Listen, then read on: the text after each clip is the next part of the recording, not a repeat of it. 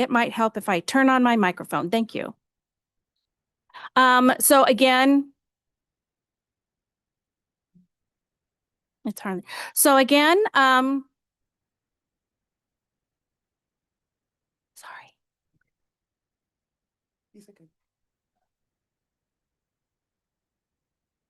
Okay.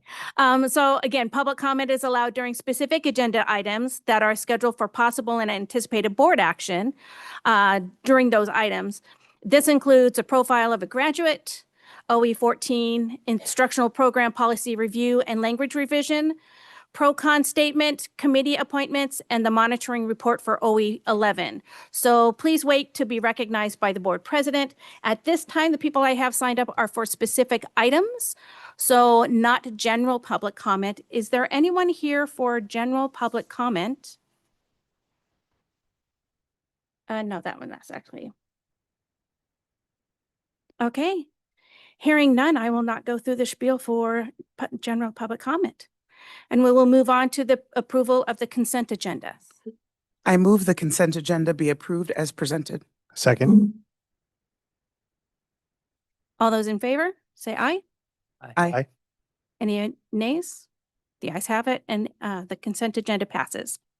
Establishment of the regular agenda. Are there any changes to the regular agenda? There is a change to add after the advance notice went out on Tuesday, the topic of an OE 14 policy discussion, but it was well ahead of the timeline of a 24-hour posting for the meeting. But I wanted to note that for the board and the public. Thank you. The first item on our regular agenda is the board town halls recap. So on October 27th and October 28th, the board held town halls specifically in regards to our profile of a graduate work. So at this time, this is an opportunity for the board to share its thoughts regarding what we heard from the public. And would anyone like to start?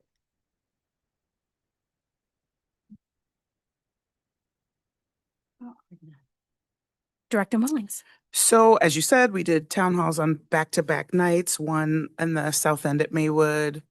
Good to see some of those folks here tonight, as well as then at IMS.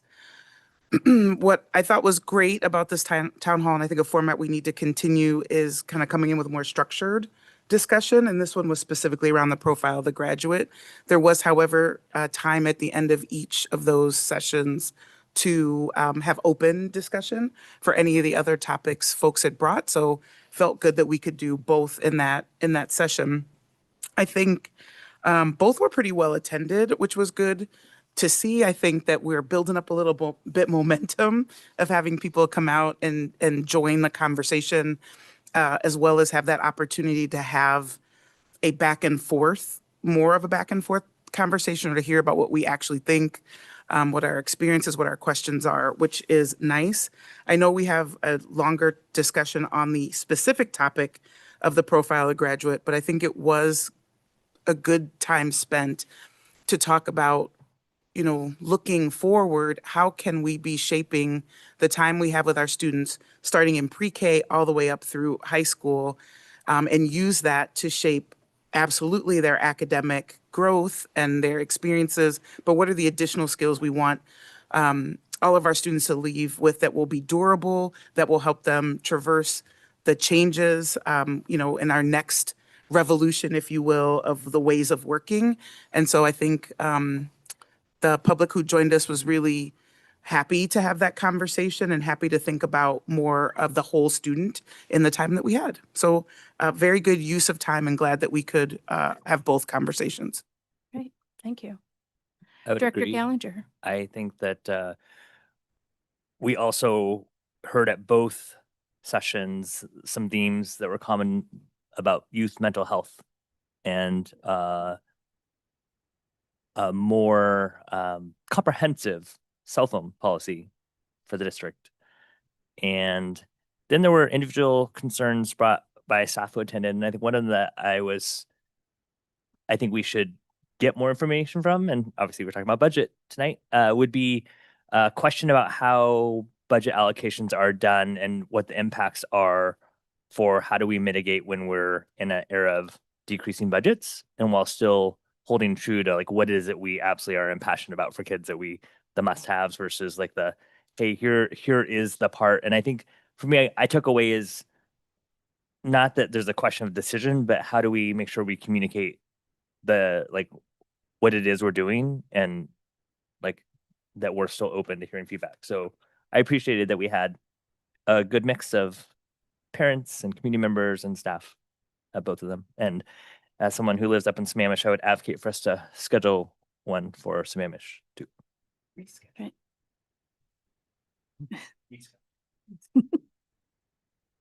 Director Taylor. Just a few comments. I mean, essentially my colleagues here kind of made all the key points that I share as well, but I was very pleased with the turnout that we had at our town halls. And we used the whole time. It was a really good, robust conversation back and forth. I think we got a lot of good information, lots of good questions, but I thought the real value was in the reactions we were getting from people to the profile work that we were exposing them to. So it's great. And we'll talk more about that a little bit later tonight. So overall, just a really great conversation. And I think I'll save most of the rest of my comments for later when we talk about the portrait of a graduate. Harlan. One last thing, shout out to our student representatives who came. So Krish and Rex, thank you so much.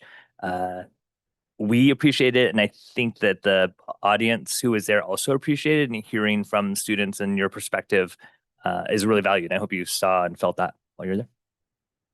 Yeah, great, thank you. Yes, and I appreciated the opportunity to hear from our community that is made up of parents, students, and staff. So being able to have all of them representing, really sharing with us not only what they wanted to know around the portrait of a graduate, but what they wanted us to know about their students and about their schools. And I think all of those pieces are really important. And yes, rescheduling for the Sammamish community. I don't know why they wouldn't want to trek all the way to Maywood. I do know why. But I think giving them an opportunity to share, I think what I appreciate is that you'll hear the results of those conversations in the conversation we have around the portrait of a graduate. Any thoughts, Superintendent? Oh, you were not able to be there. Any thoughts from what you saw as a result?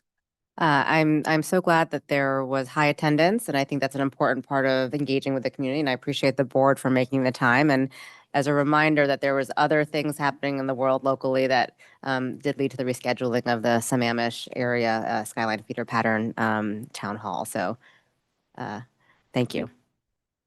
I also wanted to give an opportunity if Assistant Superintendent Downey, if you wanted to say something, or if Krish or Rex wanted to, oh, Rex not.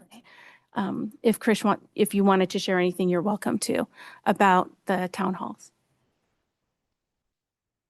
No, I'm seeing no. Krish, come on.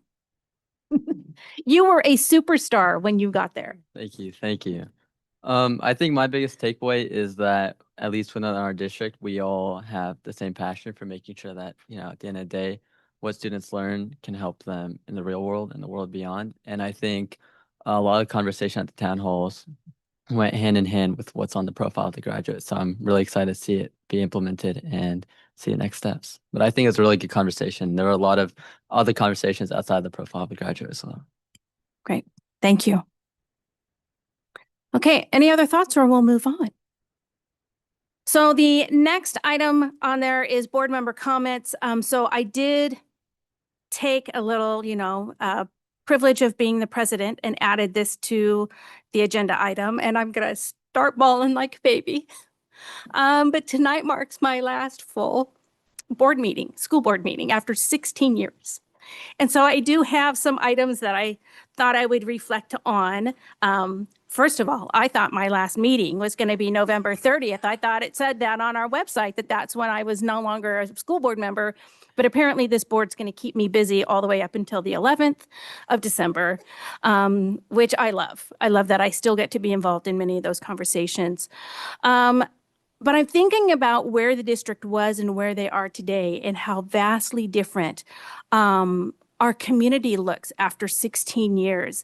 I will say that I started all of this I started in PTSA as a legislative rep. I did lots of stuff with PTSA, but really getting involved in this thing around how schools are funded was my advocacy before I was even on the board. One of them was about needing a 60% to pass a levy back in the day. So that's how long I've been doing work supporting and working towards providing best opportunities for students. And for me, I have to say it at least one more time for you, at the heart of my work has been all means all, and that's all means. And as a mom of students that receive special services, I didn't know when I started how much that was going to impact my work here and be able to say and drive things forward. And I had such an opportunity to make substantial change. And so I appreciate that. So I am looking back at the work that I feel like I've accomplished. I've served with 10 school board members over my time. The first thing I worked on was looking at discipline data. So it's interesting that we're talking about discipline later on, but our discipline data and how skewed it was when we were able to first see that disaggregated by race. And it was at that point that I'm like, if I go back to my statement, all means all, and that's all means, and we have a substantial number of students, which back in the day was exclusionary practices. You were out of school, you might have gotten a 90-day suspension, which meant you weren't finishing that quarter or that semester, which set you up for failure. And I just thought, we are failing kids on purpose. And that was at the heart of my work. And I'm like, if this really means all, what am I going to do differently? And I started to pursue how we were going to implement equity. That's when apparently it's a dirty word now. That's when equity started to really be a conversation in school districts. And I thought, that's at the heart of what we need to do. And how do we codify it? And so to be a fundamental reason we have an equity policy today that some people might complain about, and really making sure that it was not about quotas, it was not about winners and losers, it was about every single student, each and every student finding success. And so I am really proud of that policy, even being probably the most radically conservative person on the board, that I will say that work is important. And I'm glad that we're moving forward and that we were able to accomplish that. Over the past couple of years, the inclusion process, policy, the inclusion work that our teachers are doing, I know it's hard. Universal design for learning, and for our public, if you want to go find information about that, that's kind of what we're calling when we talk about the inclusion model. It is hard work. It is challenging work, but it's work that we've now decided to do because it is about all students. All means all, and that's all means. Even discussions about the gifted program. I don't know if most of you know that I have served on the OSPI Gifted Advisory Board for at least 10 of the past 16 years. And because I had a kid that was what they call twice exceptional. Yes, he was on an IEP, and he also knew he knew the concept of negative numbers as a 4-year-old. So clearly, how do you marry those two things together? And our system has not been great at that. And yet we lead in so many of the factors of as far as testing and identifying. And so being able to see that we now have a bill and changes are being made so that what we've been doing since before I've been on the board is now something that's going to be required for all school districts. Testing of students during the school day, at their school, every student, 3 different types of testing, some of them nonverbal, to be able to identify giftedness. I think that's important work, and we've been doing it for a long time, and providing that opportunity. I still think that we as a district have work to do to be leaders in the next step of that. What does gifted programming really look like? And I think you heard me say at the meeting when we were talking about that, they call it a gifted program because they take what they're doing and they wrap it in a gift and they only give it to certain kids. So how do you take what we do for gifted kids so that it's meaningful for them, that they're able to meet their full potential, while still making sure that we're providing good programming for all students? My voice is starting to get scratchy. I'm sorry about that. And then I started thinking about the advocacy work that I've done in my time. Just 16 years ago, we were under No Child Left Behind. And probably some of the teachers are like, I remember when. But I think many of you may not be familiar with what that was. And that literally state testing was being used to judge schools. And if you did not meet certain growth measures year over year, you could be taken over by the state government. And the board would be removed, teachers would be removed, principals would be removed. And so to be able to be part of the federal advocacy all these years, and it took years, it took at least 6 years to be able to get that fundamentally changed. Working with, for us at the time, the chair of the education committee in the Senate was Patty Murray. So Washington State had additional influence to be able to come up with the Elementary and Secondary Education Act as it is today. And all of those stringent accountability measures were removed, and that it is more of a partnership.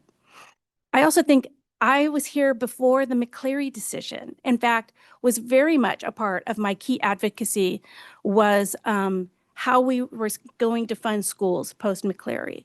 And while we still have more work to do in that area, it certainly drove more state dollars to Issaquah. We went from being 290th out of 295 school districts. So now I think where are we at now? Are we back down there again? We were at the 180 point. Exactly, but we're still at the bottom. So we were at the bottom before. And then more recently getting more additional funding for special education. And that's been a lot of the work of this whole board has been very diligent in its advocacy. But those are my takeaways from how different things have been over the past 16 years. And I truly am going to miss this work. And I'm going to miss this board. I'm going to miss these amazing students that I didn't even put that down. Implementing the new student rep program that we have. Being able to handpick. This year I didn't get to handpick all of you, but I did get to handpick some of you. It's just amazing. And I'm going to miss all you wonderful staff. I'm thinking, Martin, are you the only one? Donna was not in the central building. I think Martin was the only one in this room that was in the central building when I started.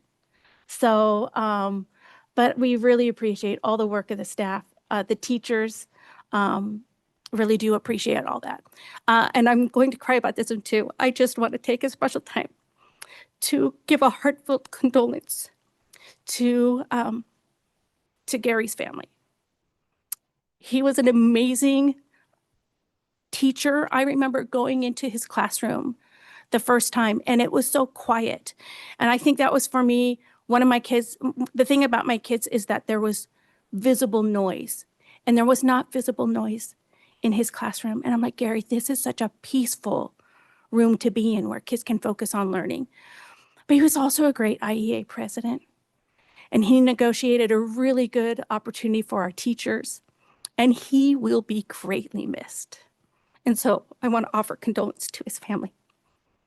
So with that was my time. And thank you for giving me a time to speak to you at this one last meeting.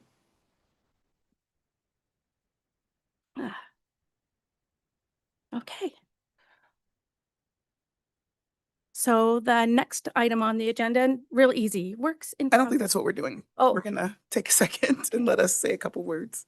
I'm not ready to say my words, but we're gonna start with Harlan.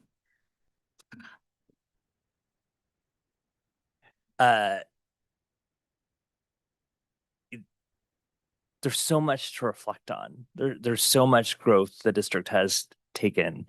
I think when I joined the board, the equity work, pushing that across the line, but that statement was just the beginning. And to see, fast forward a decade later, how it's infiltrating every part of our policy and then getting deeper into district operations from finance. You got to see equity-based budgeting come to fruition. Yeah. You got to see us open an early learning center where we get to focus on equity for our earliest learners. It has been a privilege to work alongside you as you are a fierce advocate for change at the federal level, at the state level. I certainly wouldn't have been able to get involved at that without seeing and watching you work. All the work and contributions you did to the state and all of the 1,477 school directors as the president of WASDA, and the enduring work and legacy that you leave, not just here in Issaquah, but across the state. You didn't talk about being an SBA board member. There's so many places and spaces that you touched, and we would be here a long time to reflect on all of them. But I just want to extend my gratitude for your persistence and your joy and your mentorship. I wouldn't be here today without it. Thank you. Thank you. We'll go in age order.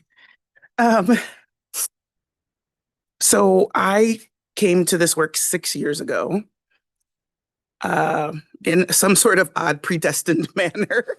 And when I arrived at the work, there's a lot I just didn't know.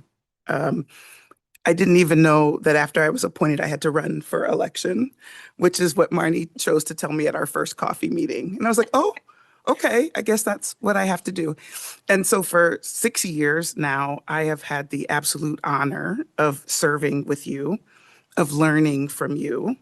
I think that you and I are a very unlikely duo in many ways, but has been an incredible partnership, an opportunity, and hopefully an example of how people from different places and different spaces can come together and work really hard together for the outcome of our students. I have many Marnie-isms that I will take with me, and you have given us the all means all, and that's all means, and we will remember that. But I think there's a couple of more that I think it's really important that we hold on to and I'll commit to. And one is, when people start talking about poverty, is remembering that poverty is calculated on a national calculation and not what it means here local to us. And that we have to remain cognizant that, income levels here have to be significantly higher in order to support what is living at the poverty line, and be sure that we are taking that into account. So I will always remember that piece. I think in my first, maybe second board meeting, you taught me to pay attention to the message more than the messenger. And that sometimes we get lost in who the messenger is, but the feedback always has value. And that is something I have shared with probably everyone who has met me in both my public work and my corporate work. And I appreciate you for that. I woke up this morning knowing that you would cry and hoping that I would not cry along with you. And we both failed miserably at that. But you are a force and have been and will continue to be, and someone I hope to continue to have as a mentor and a guide. So thank you. Thank you. Okay, my turn. So I joined the board 2 years ago. When I joined the board, Marnie was my mentor on the board. And I will say that when I first joined, I truly felt like I was drinking from the fire hose, trying to get my arms around all of the things that a school board and a school district has to deal with. And Marnie was so incredibly generous with all of her time and her experience with me, meeting for coffee with me many, many times, me with my tablet full of questions of, how do I get the answers to this, or how do I navigate or negotiate all of these things that we're dealing with. So thank you for taking that time with me, and again, sharing your rich experience in this space. I certainly appreciate that. And I think, I've talked a lot about one of my motivating factors for seeking work on the board was our advocacy work, particularly around funding for our schools. And Marnie, I've just marveled at all of the work you've done in that particular space. In particular, I've enjoyed our trips to Washington, D.C. and to Olympia to talk to our legislators to carry forward that message. And you're just so really gifted at framing those discussions with our legislators. So thank you for that. And I certainly have learned a lot from being in those discussions with you. And then I think about personally, we talk a lot about the fact this is a volunteer position, and it does take a lot of time. I think at least to feel like you're doing a good job on the school board. But it's not lost on me that we all spend a lot of time in this work. And then I think of the fact that Marnie not only was doing all the work on the on the ISD school board, but then all of your work on the WASDA board in the past, and then on NSBA. It's just tireless. I don't know where you've gotten the energy to do all of this work, but it's really phenomenal and something that should be a model for school board members across the state in my mind. So again, I'll use the same word. It's been a great, great privilege working with you. And I hope we can carry on the work that you've advanced. So, thank you. Thank you.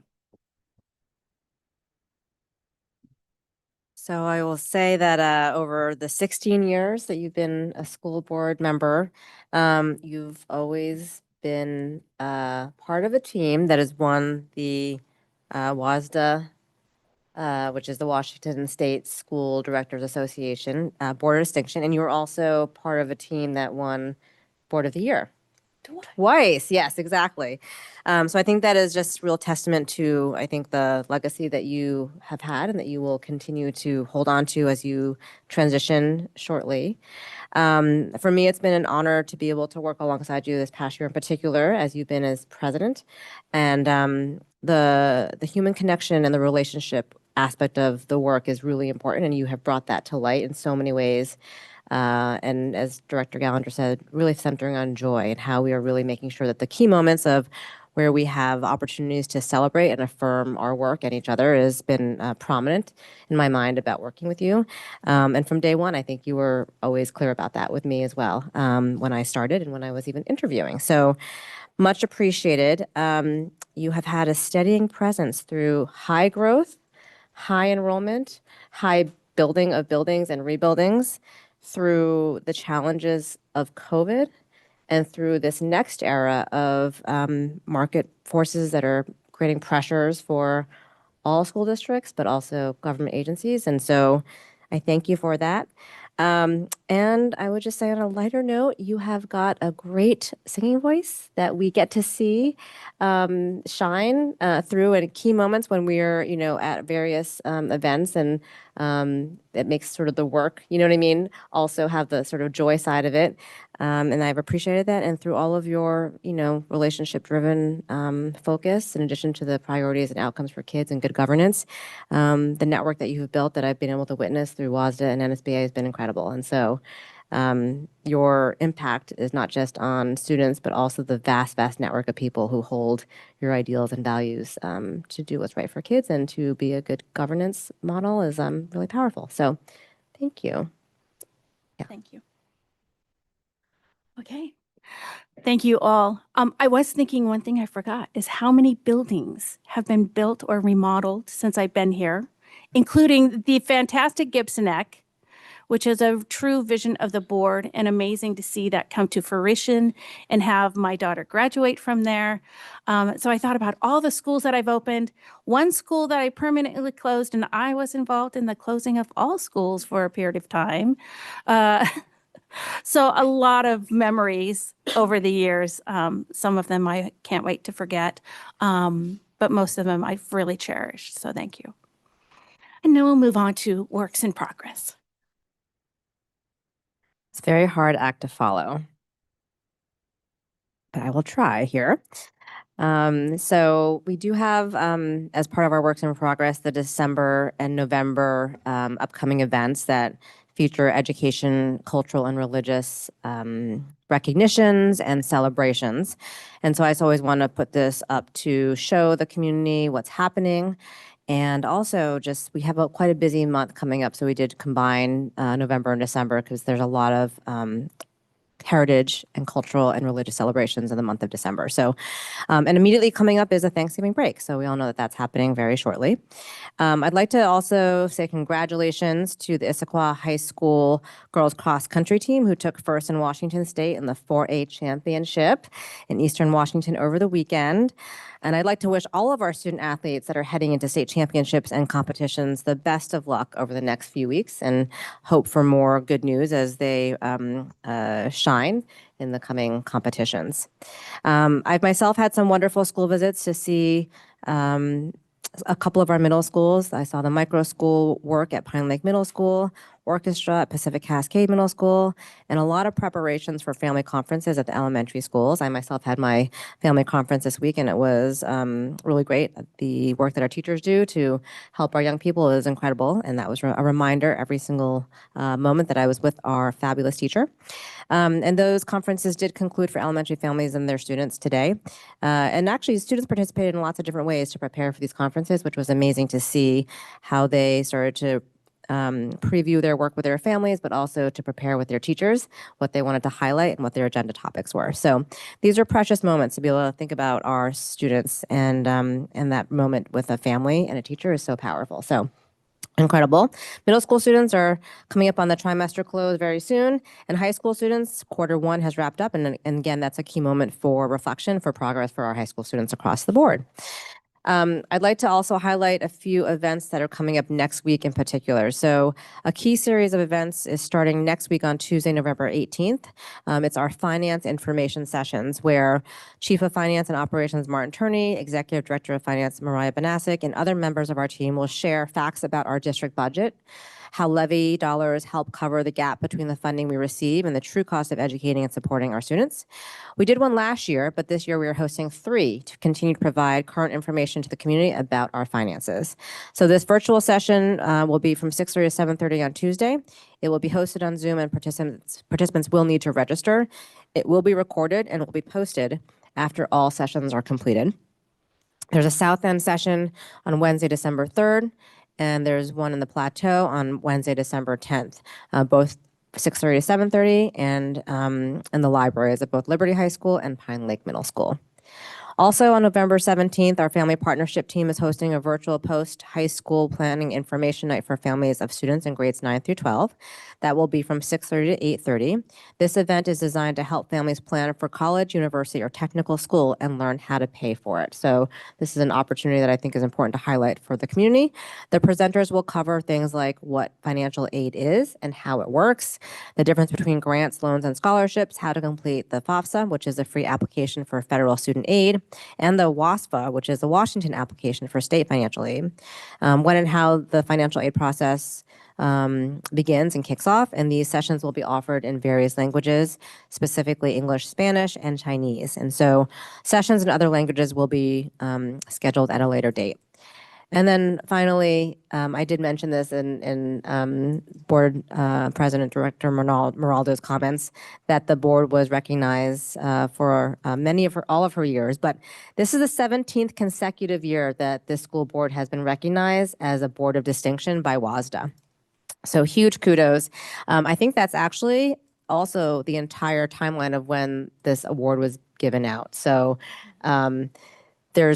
I know the comment that the board makes whenever the application is being discussed about how we have to continue that legacy and sustain that excellence. So I look forward to that. But the research is clear, and the board has talked about this in the past, that the team and the partnership between board members and with the superintendent has shown a positive impact on student achievement. And that's just a real important thing to note, that good governance does equal great outcomes for kids. So kudos, and I look forward to celebrating that with you all at the WASDA conference next week.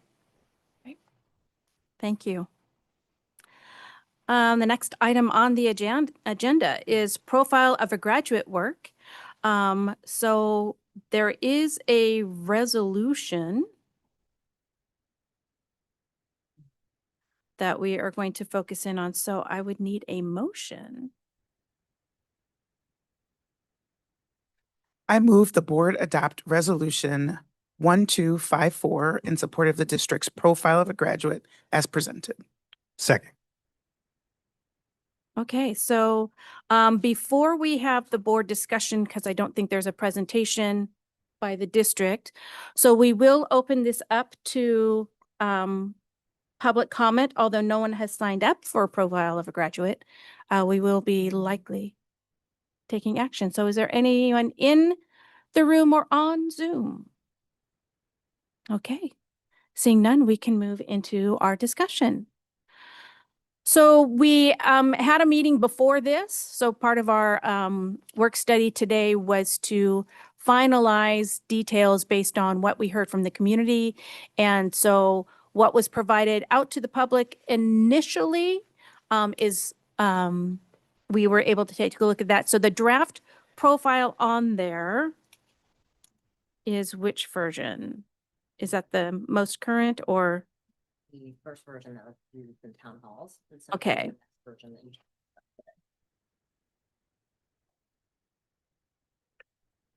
Yeah, and I think there's a few words at the bottom. There we go.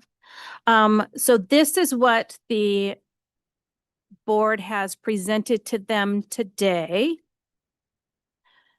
and wanted to open it up for discussion about this newest draft. And so I will open it up to board members who are ready to speak. Director Mullings. Mine was a question. I know I'd been out on bereavement, so I just didn't know, we haven't reviewed this publicly. Like, should we start with what is it? I just don't remember that piece. We, Yeah. I mean, I think we haven't done this version publicly. So I think that's the final stage. I think the hope is the final stage to do tonight, because all we did is we infused in the words and changes that were suggested by the community. Right. Right. I just didn't know if this is our first public discussion of this one. I didn't want to go too far back in history if we'd already done a public discussion of this, the concept of what it is. Yes, we have done that discussion. Okay, perfect. Publicly, yes. Okay. Yeah. So you're welcome to start if you're ready. So, as we started at the top of the meeting, one of the chief reason for the town hall meetings was to go through a discussion around the then profile of the graduate and seek input in addition to input that's happened in many other places and forums. So I think those are robust conversations we said before. Since those conversations, there have been some items raised, some input given that helped shape, I think, how we wanted to make updates to this material. And I'll just start with the idea of the name of it. So originally titled was the profile of a graduate, and the suggestion that's come along the way and looking, I guess, at some other material was that in other places and probably more representative of the spirit of what we're trying to do is to update it to the portrait of a graduate. And so being able to infuse additional information around that rounded student, including well-being, inclusion in the concept. So to broaden that language and really get to what we hope for our students they're prepared to have with durable skills as they leave the district. So for me, I think the language of portrait of a graduate does sort of strike the tone that I think is very positive and gets to maybe a bit more creative, maybe a bit more up to molding and shaping based on the individual student versus profile. It's a bit more clinical in nature. So that one stands out to me in the updates of the wording. And if- Go ahead. I would say that I appreciate that based on what we heard, to make sure that we add the wellness piece. We know that is a really foundational part of what we want for every one of our students who graduates from our system. And so I really like that it isn't just about wellness, but I like to prioritize it because as all of our high school students know, you have only a certain number of hours in the day and you have competing pressures on your time. And in spite of all that, our hope is that as we move the system, is that we stay grounded in all those other parts, like sleep and which I believe is foundational for wellness. So I appreciate that that was an important thing that we heard from our community that is there. And then the fifth one about trying to broaden the language so it is, I think, more readily interpreted by people to know that it isn't just about numbers, that we really care for our students. Yes, do we want them to be good at manipulating numbers and numeracy all the way from when they enter our system through graduation? Absolutely. But just as important, we want them to be able to leverage their abilities to understand, like, what is good information? How do you use it to create a thoughtful argument, whether it's in history, whether it's bringing in literature? I think those are really important pieces. And so I like that the language is more broad in that sense. And hopefully the way we've rephrased it will help our students and our community understand that it is data in a really broad sense.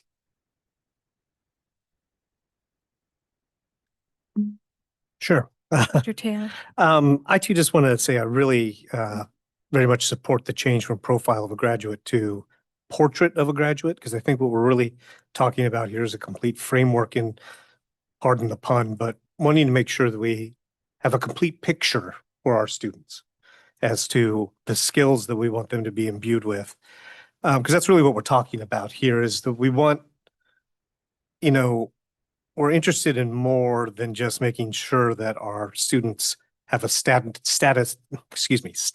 acquisition of knowledge. It's really the value of teaching them these durable skills that'll make our students successful in a very dynamic and changing world. So I'm very pleased with how we've captured that in these silos, because I think these really are the critical categories, I guess you would say, of skills and other things that we want our students to have developed over their time in our system so that they can go out in the world and be very successful. So overall, very happy with how it turned out. I do just want to point out the fact that the town halls, I think the thing that we heard the most, first of all, there's a lot of head nodding in an agreement with our parents and community members that yes, these are important skills we want our kids to have. But there was a lot of discussion around the word persistence and or grit. We heard at times. So that's really resonated with me, and I'm glad that that is called out so specifically in the first silo. So I'll leave it at that. Right. I would say for me, I really appreciated just even the conversation, not only with the public during the town halls, but previously the groups that we went to walked through these items. When I look at this, I still see rigor.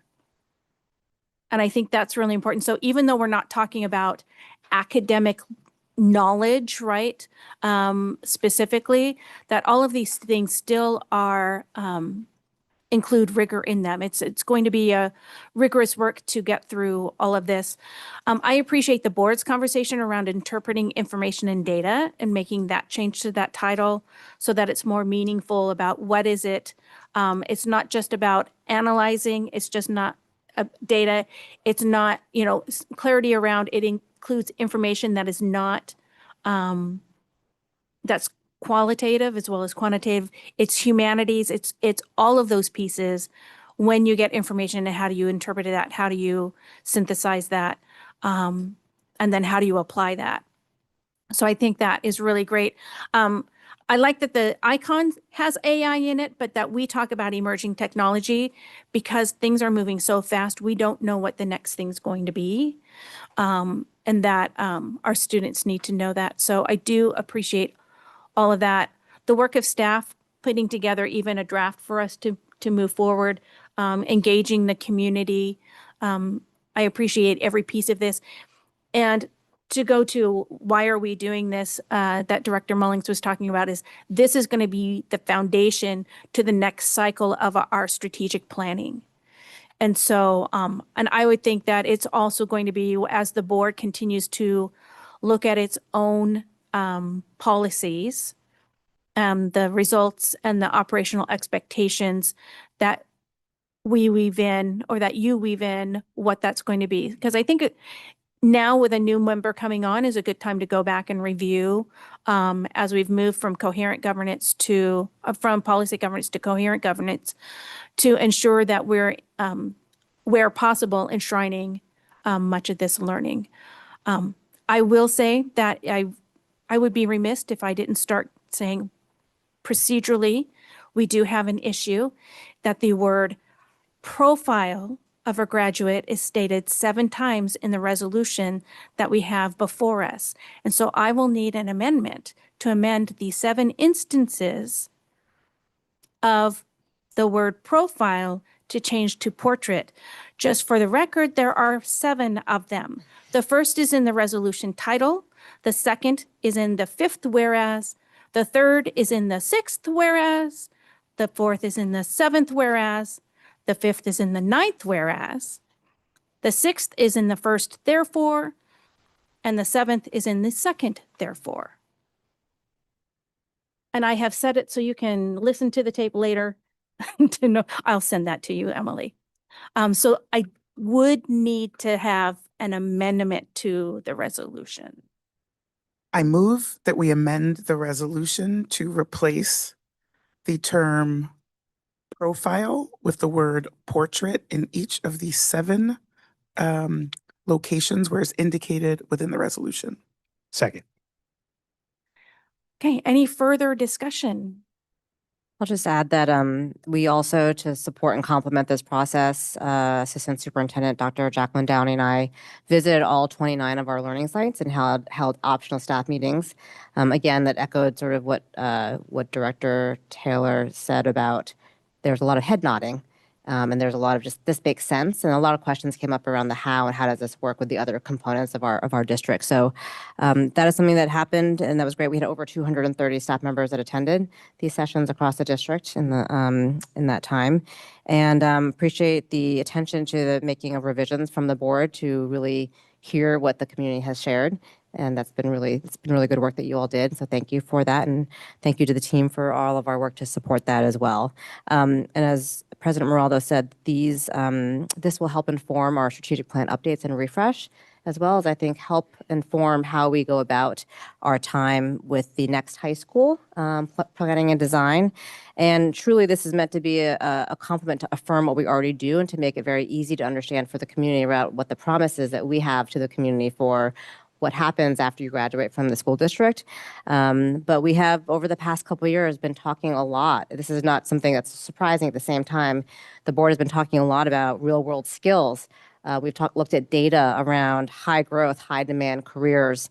So this is well timed for us to have this anchor on some of these next big components of our work that are coming down the road. So I appreciate the work the board has done to set us up for that success.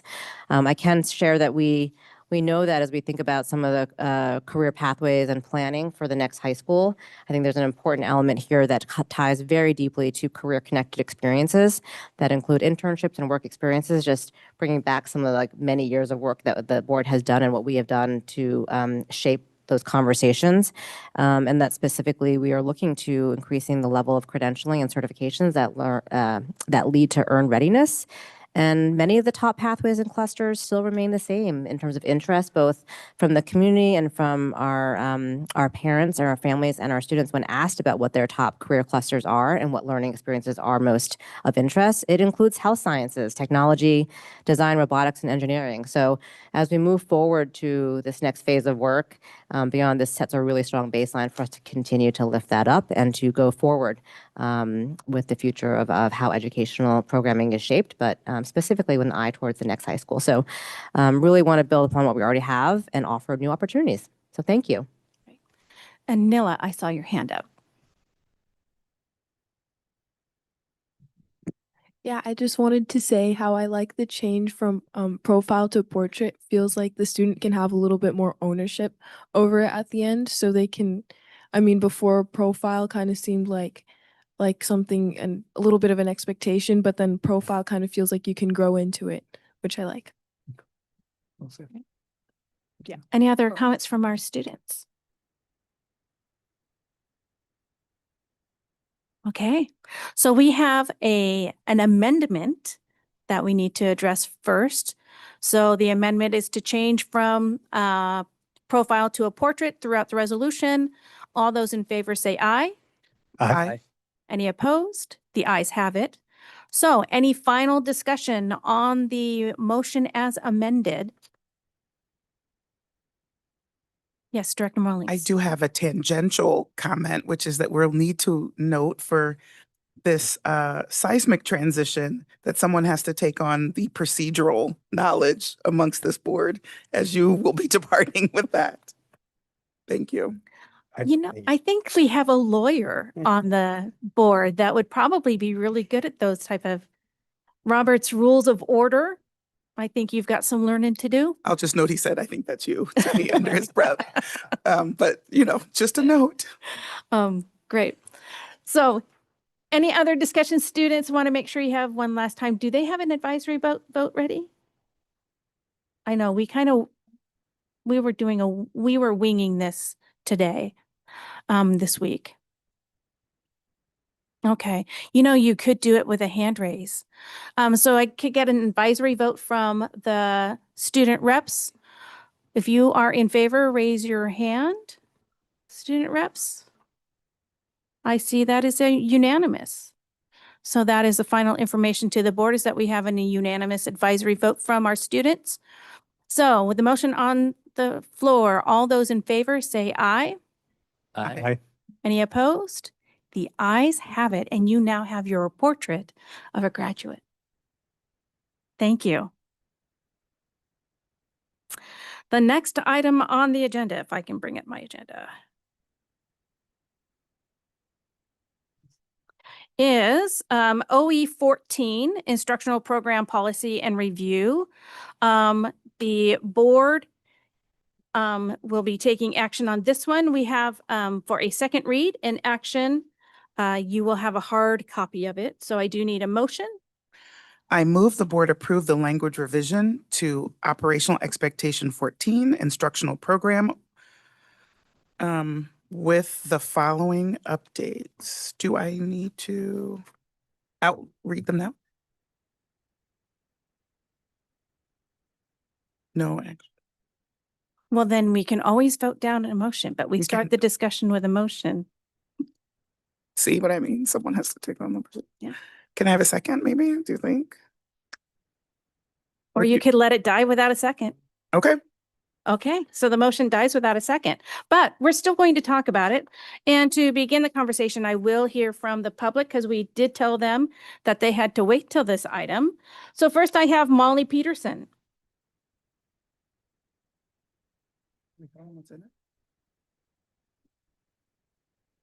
Good evening, Molly Peterson, co-chair of Skyline High School. I don't think that's on, so I don't want to take up your time yet. Good evening. Hello. Molly Peterson, co-chair of Skyline High School's Humanities Department. Thank you for the work you do to improve educational outcomes for students at ISD and for your explicit support for Skyline's IB program during your last meeting. I'm here to provide input on the second read of the changes to proposed changes to OE 14. As there were no materials attached to this agenda item on the public website, I'm assuming the second reading is of what was originally proposed at the last meeting, even though there was discussion about possible changes to that. In the October 23rd discussion, it appeared that the primary goal of the change to OE 14 was about financial benefits to college-bound students and not about skills or content that we aim to teach students. When looking at the draft of the ISD Portrait of a Graduate, I see that we are preparing students to do things like adapt to changes, to better the world, to foster discourse. I agree that these are the goals of public high schools, not lessening college tuition bills. The change you are proposing to OE 14 will require that Skyline add an AP Social Studies course at 9th grade. That would be AP Human Geography. This change to our scheduling will negatively impact how student learning in our current honors courses is scaffolded towards IB skills in 11th and 12th grade. This change will also mean that some students will choose to take AP Human Geo 9th grade, then Global Studies 10th grade. Let me be clear, that course of study does not include world history, which covers content such as the impacts of colonialism, both world wars, historical genocides, including the Holocaust. I do not assent to this change. Finally, our ninth grade social studies teachers have been in a constant state of change since the pandemic interrupted our textbook adoption timeline in 2020. Asking them to make another change next fall is untenable. Please do not let the financial burden of college push you to create a demand on our system that ultimately undermines the quality of the programs we offer. Let us invest in bettering the system that exists. Thank you. Together, we can make this better. I have Courtney Beatty.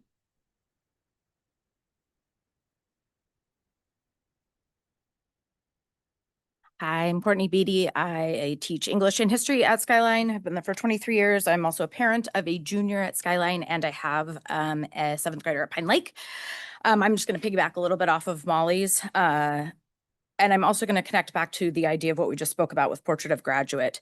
As I've brought up many times, I have a lot of consternation about AP coming into Skyline on a general level, but I also believe there's good things that can happen attached to that. But this is a very specific decision if we are talking about the idea that it has to be exactly the same at every grade level. There are very few ninth grade college-bearing class options. The reason for that being is that most places agree and understand, like Running Start, IB, most college and the high schools, even tech programs like WANIC, even our own district's paid work experience, that belongs with 11th and 12th graders primarily.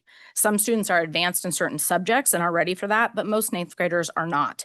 Because of this, there are very few options available, which means when we are making a broad statement, like adding a word like equitable to a kind of generally vague OE, we are literally specifically adding a class that has no other option attached to it. Most ninth graders are not ready for a lot of this rigor that we are asking. Some are, but many are not. I love the focus in the Portrait of a Graduate on the idea of health and wellness. 14-year-olds are not necessarily ready for that pressure. A lot of my students that are juniors and seniors really, really struggle with it. And now we again are taking out, like for us, it would be taking out an honors track that is all about building confidence and getting them prepared for those college level courses. It's not because it's not rigorous, but it's because it's age appropriate. My 13-year-old weighs 72 pounds and is 4'8". I'm going to say that because she will be 14 in September. And she is not an adult ready for college classes, and she is a top level student. 14-year-olds are very, very young. And when we look at that, we need to keep that in mind for their well-being. Thank you. Okay, having heard, is there any other public comment on this issue on the Zoom? Okay. I'm ready to open it to comments from the board. Director Mullings. Do you want me to step through the update or do you want to do it? Yeah, go for it. I think it'd be easiest if I shared screen with the document. That way the Please, audience can follow along. I can talk if That'd you be want. great. Because I don't do Zoom.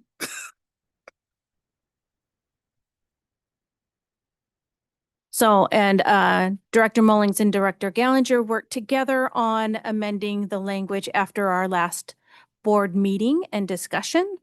And so this is a culmination of their work. Yeah, and I apologize that it didn't make it onto the board packet. Two things conspired. One, the holiday on a Tuesday made it really hard when we were generating this. And then the second one is it was originally not on the tonight's agenda because I had a work trip that got changed. And so I'm happily here. And therefore, we're trying to finish as much of these discussions that we started long ago with our current board president before she goes on It's to off. not greener pastures. So what you have before you is the just 14.3 to really narrow the conversation. That was the current language as written. It has two subparts, A and B.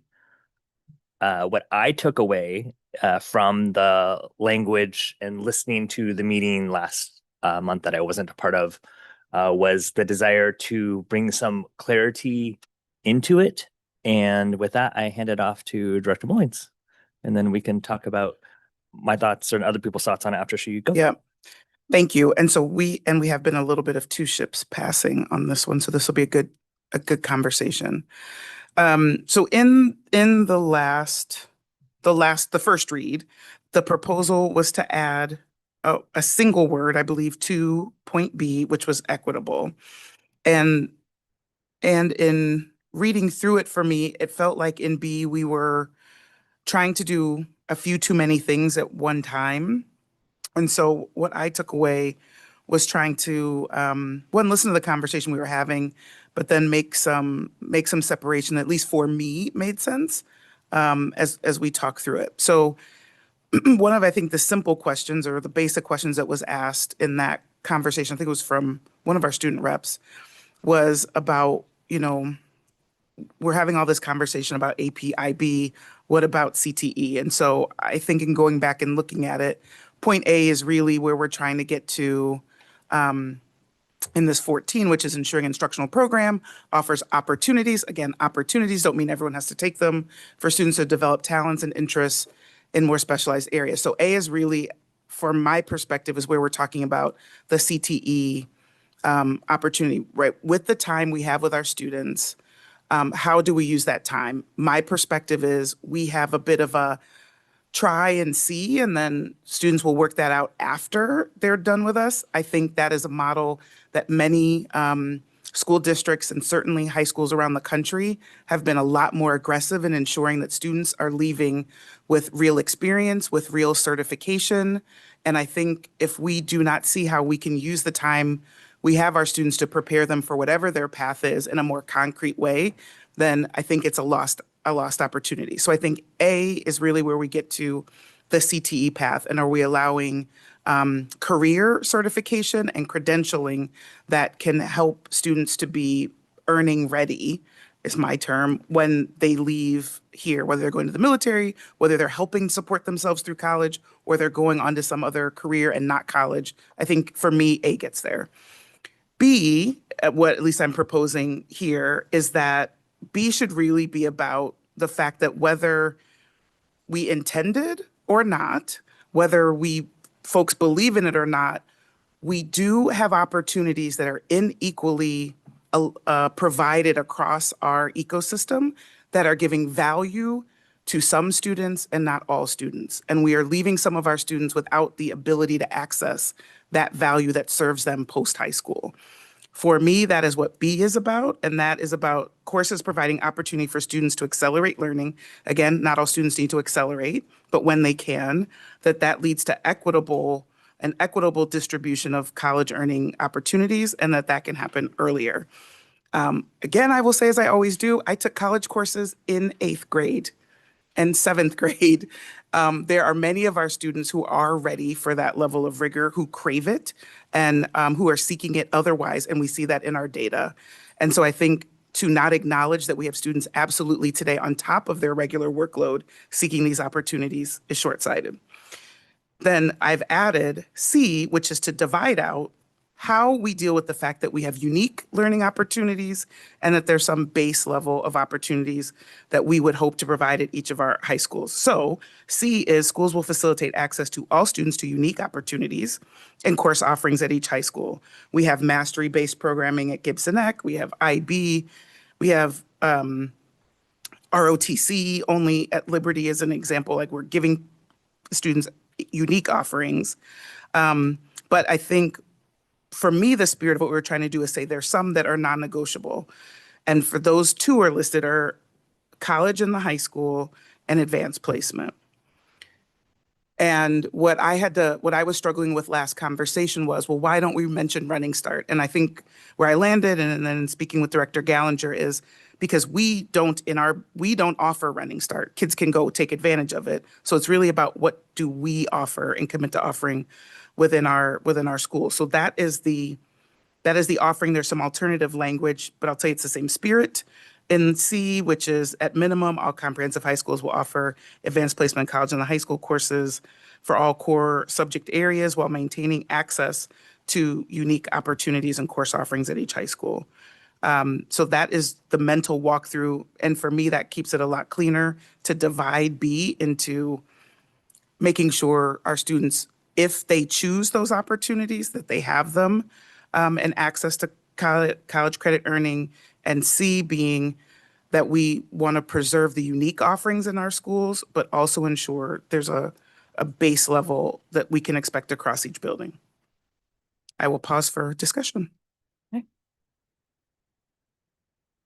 I'll just follow up, since we're, kind of jointly doing this, that I think why the alternative I propose is, and I don't feel strongly about it, but it's really, where do we draw the line with, and this is where I'm looking at our superintendent on how delineated does a policy need to be versus the interpretation. And that's why the operational expectations are really where this line in the sand gets drawn among the 6 of us. And so I don't feel strongly, but I feel very strongly about what students have the opportunity to do. How the words go on the paper, I have less care about. And so that's why the alternative is based on me listening to the conversation from a couple weeks ago. At least what I took away was there was a desire to have greater clarity on what it is that we're wanting to accomplish. And that greater clarity to me can either come through explicit board policy language, or it can come through explicit district interpretation. So at least that was my takeaway from the conversation. Otherwise, as you stated, Director Mullins, A is unchanged. B is essentially just broken into 2, and why I only highlighted the word equitable in B is because all the rest of the words in that sentence are the same and just directly pasted. And then C is essentially the same words, a little bit of reordering, and then left the parentheses there for us to deal with. So, but just want to provide that context, at least from what I heard from the last board meeting as a listener. Yeah, certainly. Superintendent. Thank you. Yeah, so I think that the points that came out of last discussion for me were about detethering credit earning opportunities from programmatic offerings. And so I thought that this is a nice, clean way of helping to delineate that. I think things were all getting combined into one. And I think sort of separating out actually does make things much more clear.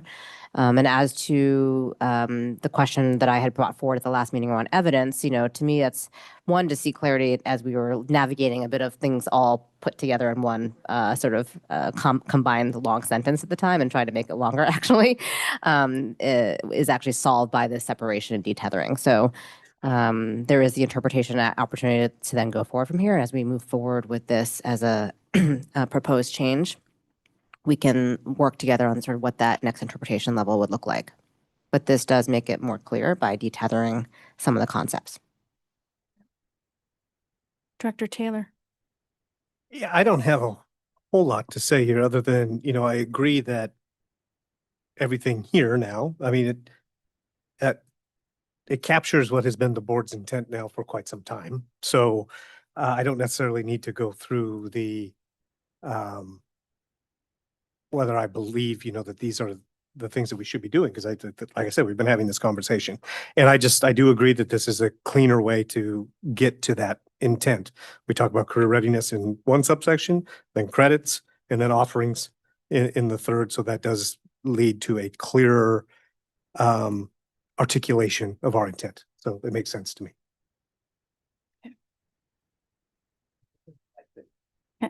I think looking at the first one, and so I'm assuming, are you talking about just overall, or were you talking about for the first one versus the alternative? Oh, Anyone?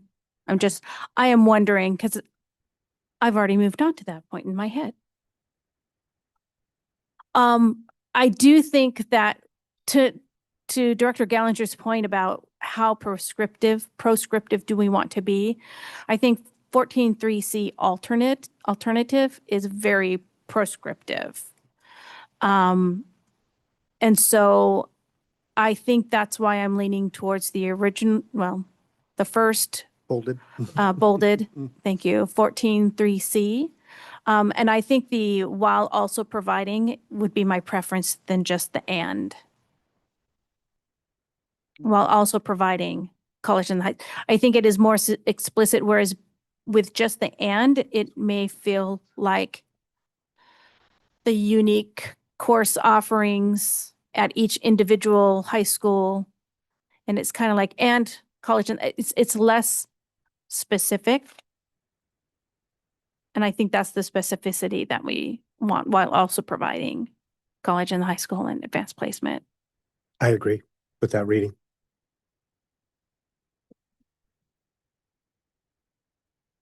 Any thoughts from our students? Oh, we have one. Yep. Oh, Vinay.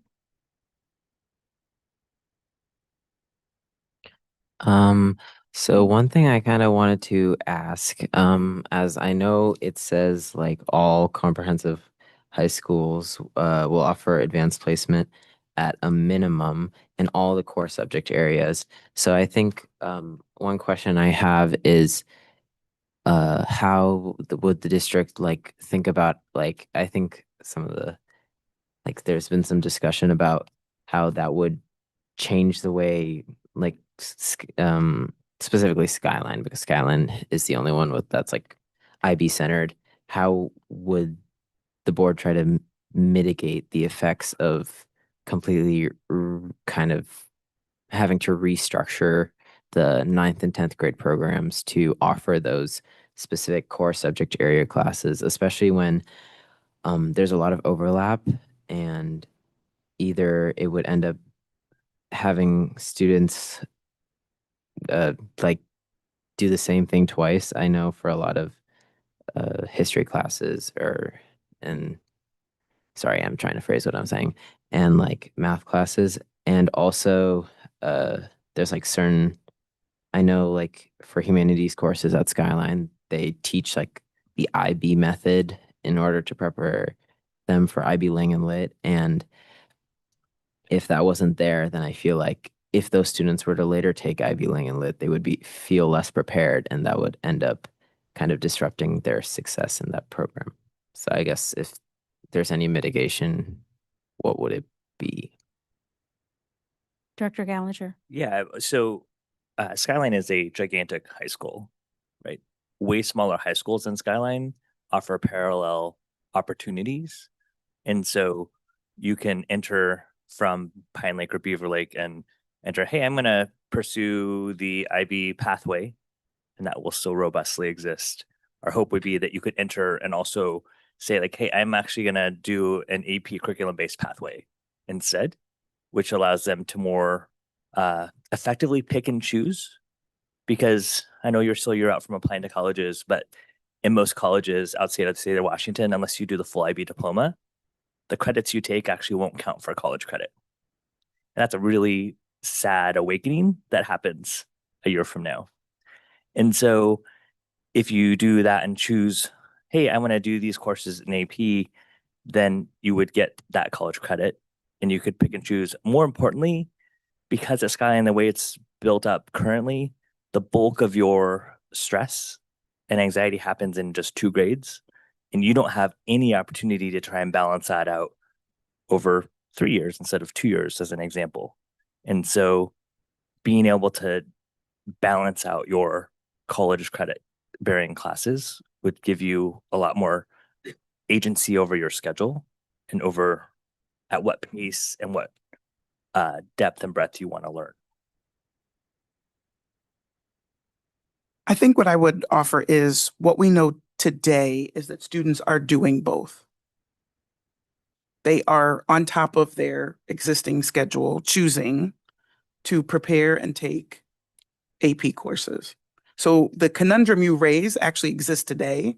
And what my hope would be is this is the opportunity to figure out what's the right way to handle student choice. Like we have kids that can choose a multi-year music path with orchestra.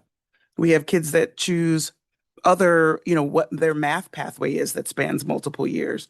And that's an informed decision with parent and student. For me, I don't see that as any different. I think there's other constraints in our system. Example would be, and I'm sure we had an email about this, what about today, because we have full high schools, the kid at Liberty that wants to take IB cannot, because they can't have that opportunity, because we can't shift them from school to school. So there's multiple constraints in the system. For me, what overweighs it is there an opportunity to have a discussion for the kid and for the family that says, this is the path I would like to be on?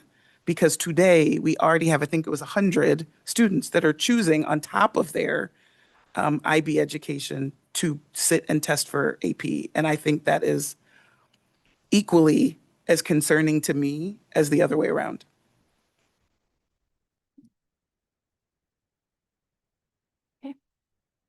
Krish.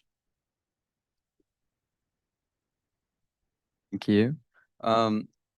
Just looking at the policy, I like the 14.3C with the while also providing, going back to Director Meraldo's point about how it's a lot clearer. The first time I read it, I was actually kind of confused on what the and I was like, is it like an optional sort of thing? And then going back to AP, I think starting AP early allows students to build up that rigor. I know one board member said that, you know, a lot of that stress is combined in those final 2 years of high school. And something I've liked is I've been able to spread it out and start building those skills necessary to thrive in those harder classes at a younger grade level. I think at Liberty, a significant amount of freshmen take at least one AP class. And going back to something I've been saying for a while is that, you know, over 100 Skyline students take the AP test in May on top of their curriculum, on top of their 7 classes. And so if that's not indicative that people at Skyline want to take AP classes, I don't know what is, because that jumps out to me a lot. Right. Thank you. Any other hands? So, I'm squarely in the first version of C. I think the prescriptive piece for me goes. I think the first version is prescriptive enough. I get the point of it all. And my hope between being clear on what the implementation plan is and then certainly how we monitor it going forward, we could get to the next piece, but I just would add that I think there's enough prescription in the first version. That's my take. are there any other thoughts about the changes? Milo, thank you. Why do you all get AP classes? I want an AP class. I was waiting. I'm like, And that's you actually get for a, me, that's in C. So to me, that's actually important to me in C. Like what is the access for those students who want to take that path? I think that should be available at Gibson Ag. And I think now that they have online options for AP classes that our Yeah. school district is offering, that is possible. We don't have the relatability that online classes are integrated into our comprehensive high schools today. so, yes, Micah. Can I speak? Yeah. I kind of want to double what Milo was saying because our school doesn't really offer AP classes at all.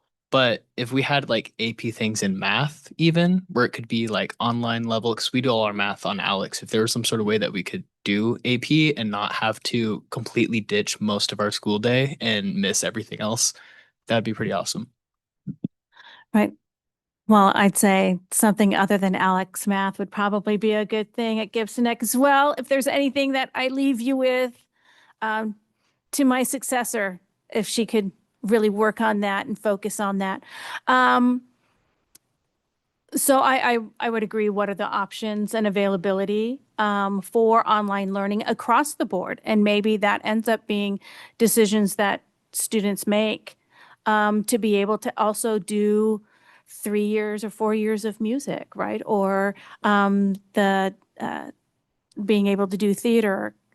So there's a lot of how do we create flexibility for students while not overwhelming them? Milo, one more time. Theater at Gibson Ag. Well, that's up to you to choose to do that, right? Oh, that's a different story. Yes, definitely what are the opportunities there? What I am hearing though, is I am hearing a coalescing around words. And what I'm not hearing is a desire to step away and do something different. So to that point, I don't have a motion, but I also don't have further direction. So would want some information about your thoughts around delaying this vote for a future board. Yeah, I mean, so if we're coalescing around the language as written and on the screen here, it really isn't different. It isn't substantively different than the first read, which just added the word equitable. If you look at it, the delineation of is really just breaking the old B, which is at the very top, into two subparts, but the words are really the same, at least my interpretation. So as it coalesces around what's currently shown on the screen, this truly would be consistent with a second read with just the word equitable. At least that's where I'm landing based on what I'm hearing from my board colleagues about word choices and whatnot. But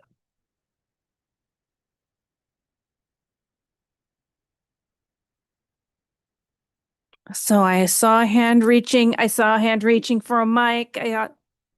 So sorry, take me one step further. So what would you propose happens next based on your take of that? Just to make sure I understand where you're at. just depends on if my board colleagues feel similarly about my perspective on this or not. Yes, but are you positing that we would go back to the original read, or that this is close enough that we could move forward with actually voting tonight? Yes, maybe. So are you looking to make a motion? So would somebody like to reattempt making a motion? It would be the motion that was in To- our board packet. Okay, hold on. But I wouldn't move forward with that without hearing some clear coalescence from my board colleagues, which So from my perspective, if what the version we're moving forward with is the proposed section that is currently on the screen that includes equitable, includes the break between B and C, which I believe makes it significantly more readable, as well as the language update in C, which is the while also providing, then I'm very supportive of that. As am I. So then I would ask if someone would like to make a motion to adopt the updates to OE 14 as presented, because this is now what's being presented to the board. I move the board approve the language revision to Operational Expectation 14 instructional program as presented. Second. Any further discussion? And I want to make sure we have an opportunity to hear from our superintendent. I think it's helpful to just show the B of the original language so people can see that. Oh, okay, got at it. the very Oh, top. the back, the long, all right. So, Yeah, of course, is providing the opportunity. okay, so the people can see that it's a restructuring of that sentence. I just want to make sure that's very clear because I think that it was clear to me, but I want to make sure I reiterate that point. That it makes the sentence, the prior sentence of 14.3b more clear and broken apart to make the concepts highlighted around credit bearing and then also opportunities that are unique, but also helpful to set a baseline and foundation for what's offered. yeah, I would just say, I mean, consistent with what the first read was, which was adding the word equitable before college credit earning opportunities, that's really still the only substantive change of 14.3. Director Mullings. I think the other one that is substantive is the previous version specifies all comprehensive high schools, which is not present in the current bolded version of C. Now, I'm aligned with that, but I want to just call attention that that is a difference, and it would be opening up or attempting to open up that opportunity at Gibson Neck as well. Thoughts?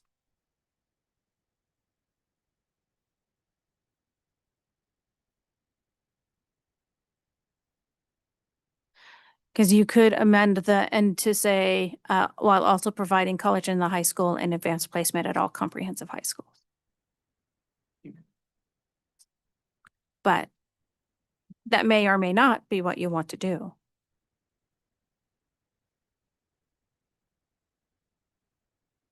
To be clear, that is not my hope, particularly after your See, there comment was about there this- being an online version. This beautiful coalescing and then But that's why I call it out, to make sure we're being thorough and, that isn't like a little Easter egg later, a little gotcha. So we should talk through that one. That would require some maybe thought and response from us to be able to discuss with Gibson Neck. In their online, the college and the high school is not an easily available online course for Gibson Neck. So that change does have some questions I think we should explore and maybe just give some time to think about. Well, yeah, I mean, I think my reflection would be that I would want to keep it, retain the language. So we're saying if we're going to truly be a second read, that it should just be no other substantive change than what was done in the first read. So I would believe that adding back in the words that exist already with at all comprehensive high schools, because I also don't want this to be something that has unintended consequences for the thoughts ahead for what our new high school is. And I don't want to be, this would be pretty prescriptive when we haven't even decided what the new high school programming is going to be like, versus we know already what our existing 3 comprehensive high schools are. And we're really just trying to bring clarity that we want students to have those same opportunities, because college is really expensive. And so having an extra enough credits to defray another $30,000 a year in costs is significant for half a year of college. So I would argue that we would then add back in those words of at all comprehensive high schools. I think what you meant to say is I move we amend to insert. We haven't even made a motion yet. Yeah, we did. We did. Oh, And it was seconded. oh yes. I move that we amend this proposed change to include at 14.3C at the end of the sentence at all comprehensive high schools, to be consistent with language that is intended to be non-substantive change. Second. Okay, I have a motion and a second to amend the motion on the floor.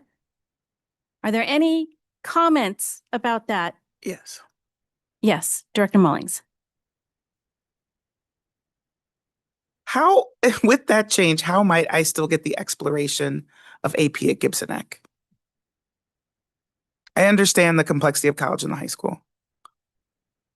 But so now that this year they've launched where they have AP courses available online, is that a possibility? I think that's what we're asking. And I don't know the answer. I don't know the technical answer to that, because I have no idea. I can't even imagine what an AP class online is like.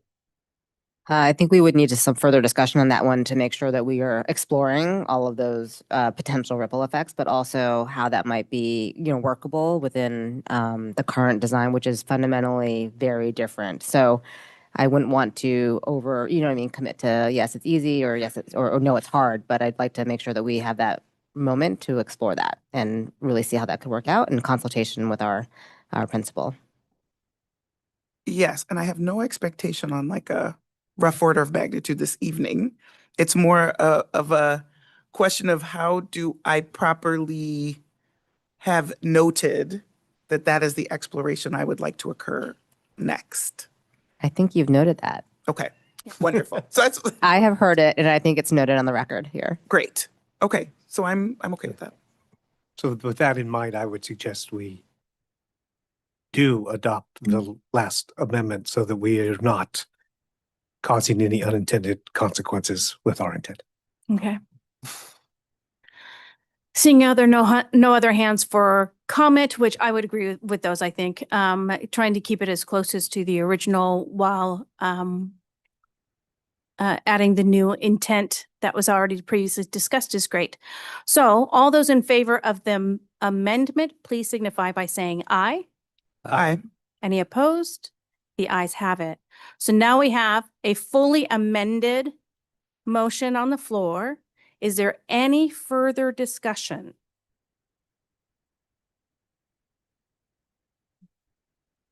Okay, now again, I will tell the students that we don't have an advisory vote ready for you because again, we had a very busy week to get all of this done in advance to this meeting. So I will do by signifying by of the motion. Please signify by raising your hand. I see that unanimous. Okay, so with that advisory vote to consider as well, we have a motion on the floor. All those in favor signify by saying aye. Aye. Aye. Any opposed? The ayes have it. Thank you for that diligent work. We thought it was going to be an easy one-word change, but I do appreciate all of the conversation around this as well, and the future commitment that we're making to students. Next item on the agenda is a pro-con statement committee appointment for the ballot propositions. So we have 3 ballot propositions, and do they each have their own motion? They do. And are we going to have a presentation on each of them, or shall I do something really odd and start with a presentation and then go to motions? I'm not sure what you mean by presentation. Okay, so there isn't a presentation by, okay, then I'm going to do the second odd thing, which is go to public comment before we have a motion, because we're going to be making a motion on all 3. So I do have one item, one person who signed up for a public comment, Jay Sternoff. You are welcome to come to the microphone, and you have 2 minutes.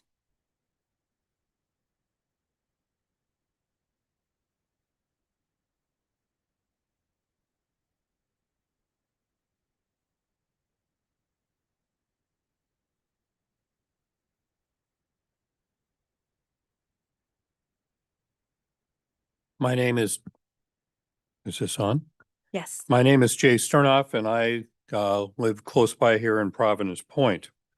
I'm a resident of City of Issaquah for the second time. The first time that I lived in Issaquah was between the 70s and 80s. And during that time, the Issaquah School District failed 4 out of 5 levies and bonds. During those times, the people of the school district wanted certain things represented to be communicated to them by the school board, and that wasn't done. And I guess I'm reminded of the well-known quote, "Those who cannot remember the past are condemned to repeat it." There's a new levy that has 3 parts to it coming up. And on November 3rd was the deadline for people who wanted to support, pro, or oppose con for each of those and had to submit their names. Today is the 13th. We know what the rough breakdown of those levies are. We know what the rough gross dollar amount, but we don't know the breakdown to this day. They asked people to submit if they wanted to be pro or con, but they didn't know what they want to be pro or con about other than a dollar amount. And I guess I speak that if the Issaquah School District does not want a repeat of what happened between the 70s and 80s, they would be more transparent. And before they even begin with pros and cons, they would give a breakdown in the details of what this levy is all about. Students are the most important thing in our society. Education has changed, obviously, in the last 50 years. I had a son in this school district. Thank you for your Okay, time. thank you. Are there any other comments in the room or on Zoom regarding these items? Seeing none, we will move to the first motion. I do want to state before you do that, I do want to inform the public, we do have an entire page regarding all of our levies with information about what is in them. We had 8 meetings with our advisory committee. That was 60 members of the community, staff, parents, students, that came to give a recommendation to the board about what items are in all of the levies. And there is detailed information on the website. So regarding the pro-con statement committee appointment for the EP&O, I have, do I have a motion? Oh, we have to, Yes. everything is so backwards. We're supposed to have, And I'm just showing this while you're getting that ready. This is the page you talk about, which goes through in detail what Proposition 1, 2, and 3, as well as what every item is included in that. And just to cut to the chase, not a single penny is about any high school.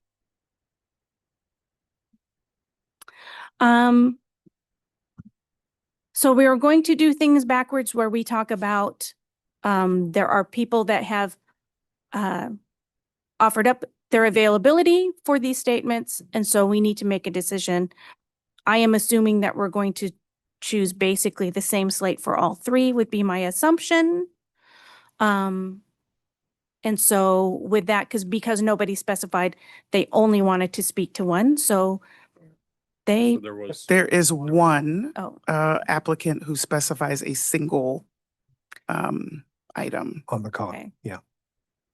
so with that, I will move to any board discussion regarding the candidates that presented themselves to us.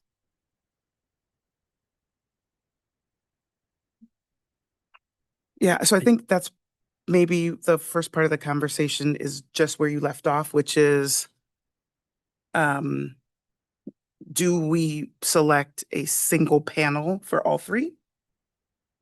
That would be my personal preference, select a single panel that's all 3, and both pro and con on this. I think that's kind of our starting point before, like, the principle that we're going after would be great.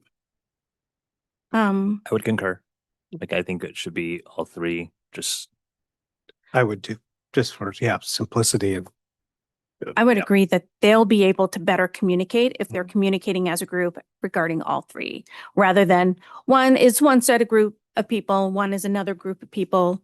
I think that will make it easier for them to come together and form their messaging. So then therefore, are we the part where we're stating names to who we're gonna do, or is that where? We Yeah. do have to put names into the record, Yeah, I am assuming, the motion will have the specific names as provided. we'll list the individual names. So we need to figure out, that's why I'm starting with, like, what's our principles Got of it. selecting, and then in the motion, we'll name the individuals. I mean, since there's only 2 people listed for the con for all 3 levies, so I would Correct. not want to choose, I would choose both. As would I. So I think I'm ready to make motion for the con, Okay. not make motion. I don't make motions, but I'm ready to go forward on that conversation. The way it is written, we have to do the pro and then the con on each resolution or each item, On each levy. unless we want to do 6. Can we do 6 motions? A con for each one and then, That would be fine. I mean, I'm fine with just getting to the, so I mean, I know I want to coalesce around 2, so No, I And- think we can figure out who we're doing, and then at the end, we can literally do it with one. okay.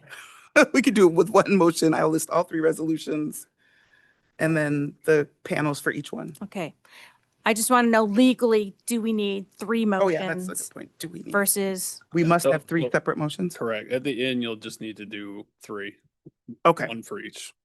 okay, so we're just gonna repeat ourselves 3 times. e- It is 3 be resolutions that 3 have total. sections.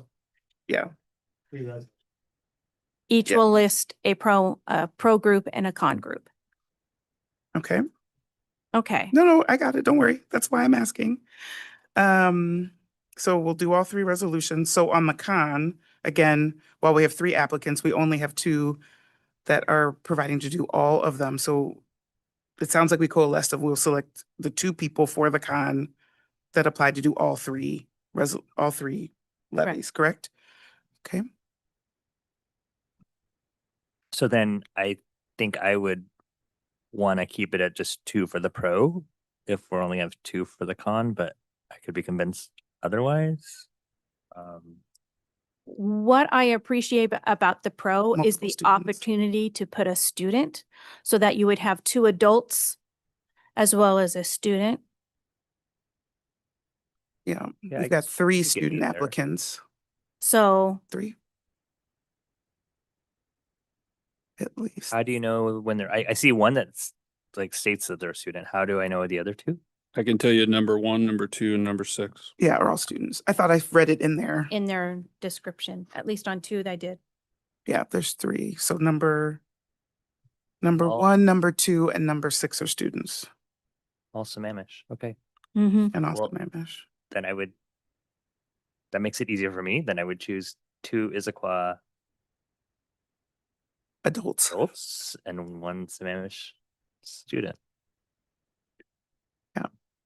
I have a preference on the student, if that's okay. I do too, but I don't know if it's the same. Number 6. Oh. See, I was number 1. We've just interviewed this one before, so we Okay. know Yes. this one and their quality and their thoughtfulness. They've been on multiple committees, which they state. Yeah. Okay, so con. So it's the first one. That's why it's Well, I don't have any preference on the students, but I would recommend number 4 and 5 for the adults. I would 2 for the adults. I agree with that. Number 5. Okay.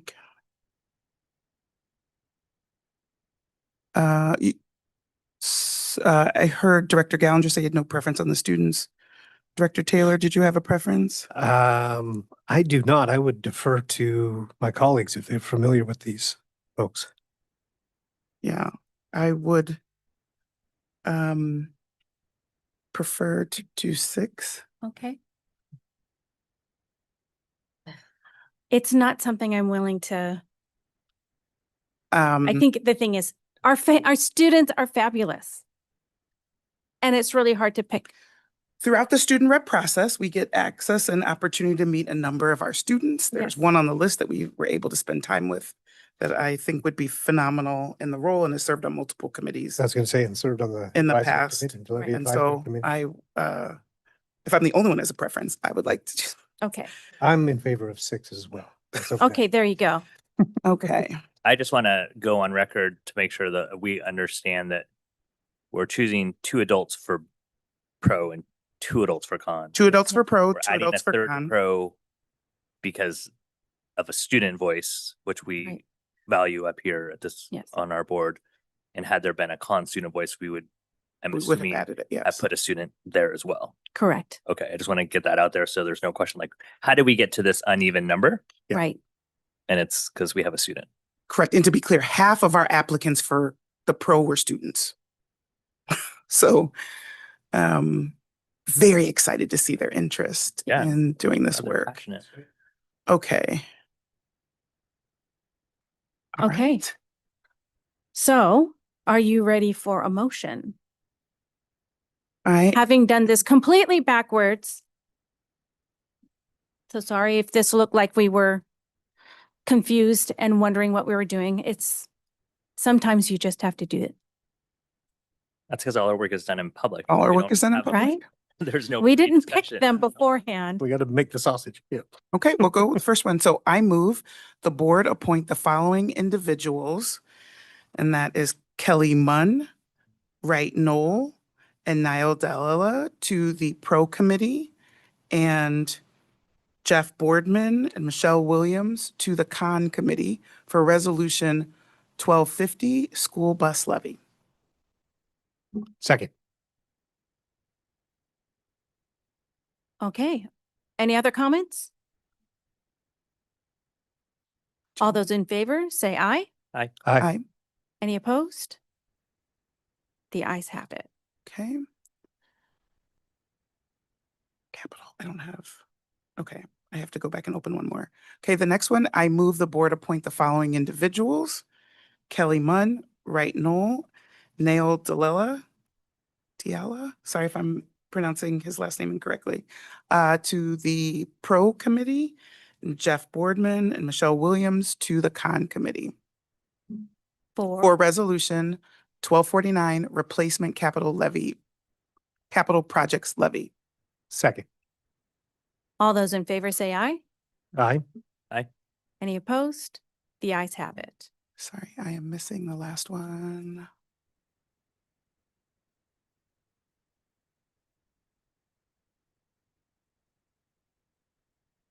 Crap. So the last one I did It's actually bus, the I did first one. bus, I did capital, so EP&O. Yeah. Okay. EP&O is coming up.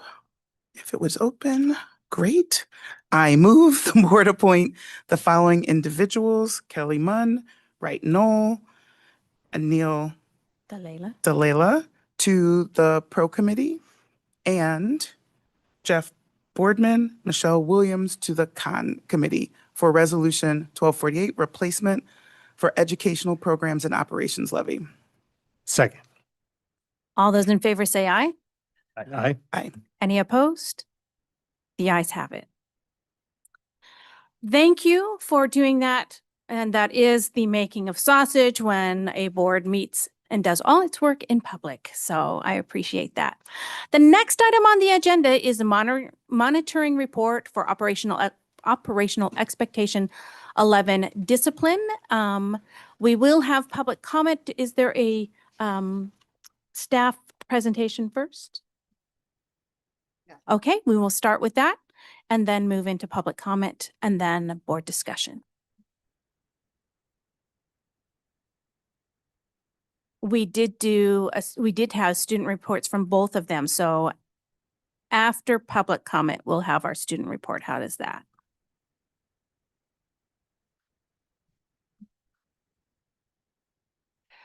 Good evening, directors, student representatives, Superintendent Talyuk. I'm Melinda Reinvan, Executive Director of Elementary Education, and Dr. Jacqueline Downey is joining me at the podium this evening, and we're here to share the OE11 monitoring report with you.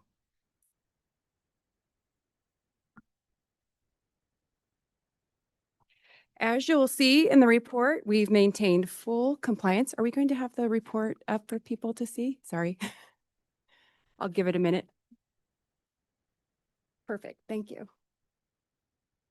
We've maintained full compliance with OE11, ensuring safe, inclusive, and equitable learning environments. Our district leadership team has been collaborating closely around our problem of practice, implementing positive, proactive supports to reduce disproportionality and discipline.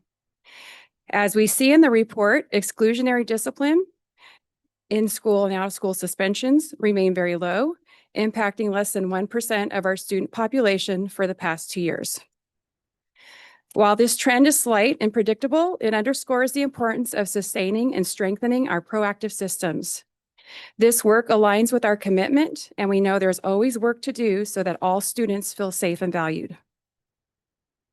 Our most recent data shows continued progress at the elementary level, which may be based on our intentional revisit of common agreements after every calendar break that we spoke about last year. We'll continue to implement this and see if this positive trend continues. Understanding that these results reflect the impact of Tier 1 and Tier 2 supports and restorative practices. We also continue to focus on high leverage practices at all levels, such as universal design for learning and culturally responsive education.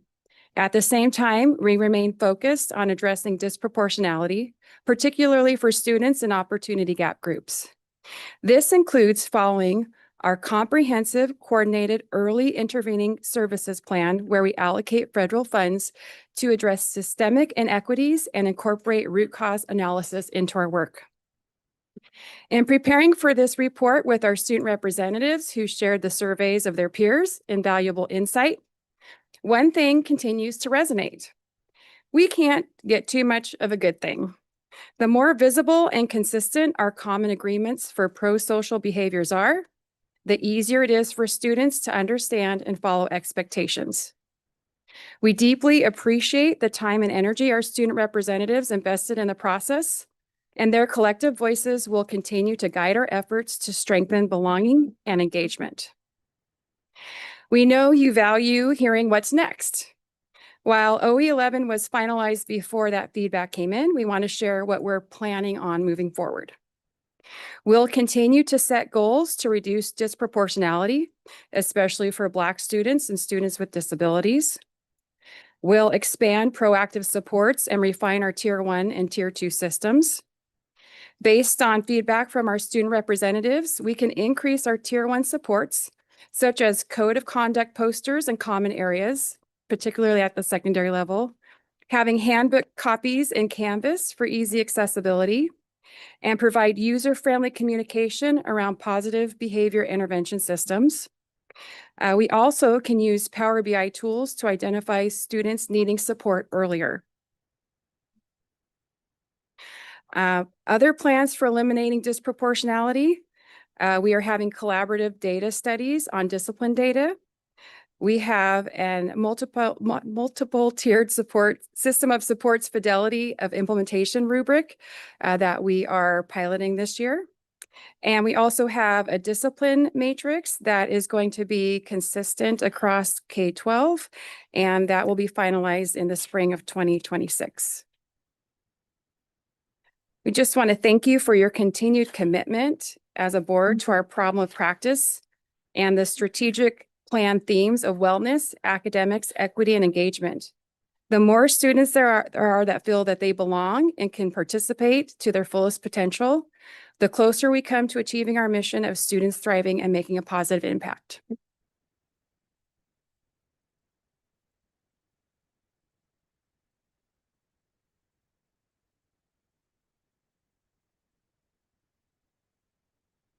Okay, thank you.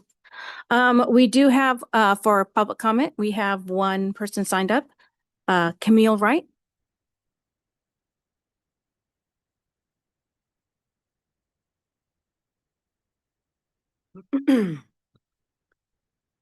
Good evening.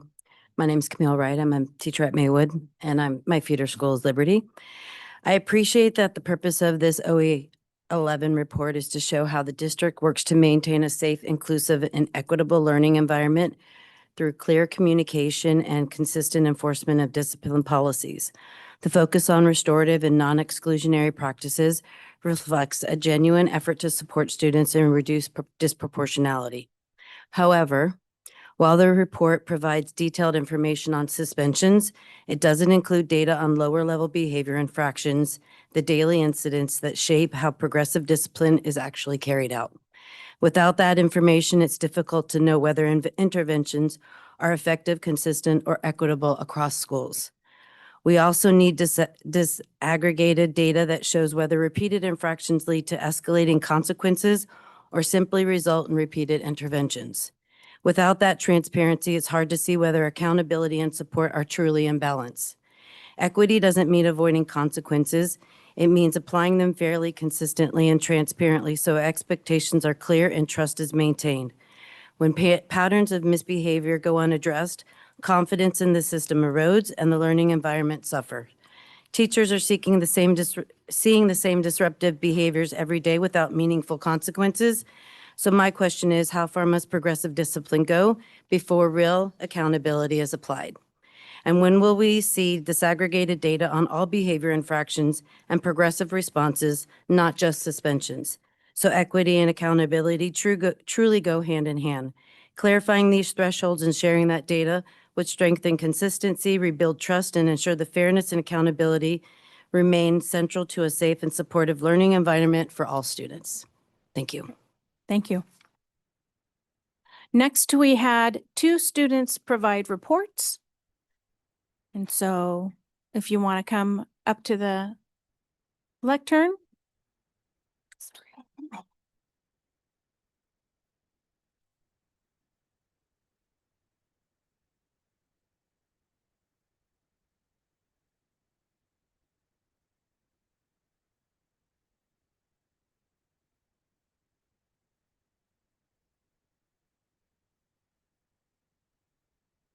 Okay, and state your name for the record. Is this on? Okay, great.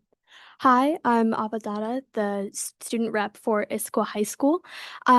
This OE11 report was, I think, really interesting because it had the same questions that I reported on last year, so there's kind of some comparative analysis going on. The window was October 27th to October 30th. It was pushed out on Canvas, got a total of 164 responses, which is 7% of the IHS population.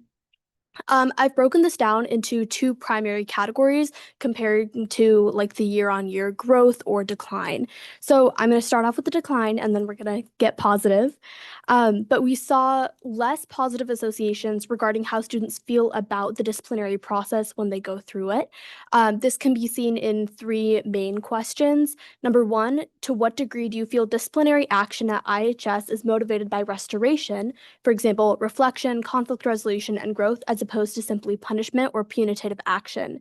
The number one option being, I feel that most disciplinary measures are restorative, had 24% of responses, but that's down 10% from last year. We also saw a similar decline in the questions. Do you feel that you or other IHS students were treated in a respectful manner in disciplinary situations? 12% down in positive responses.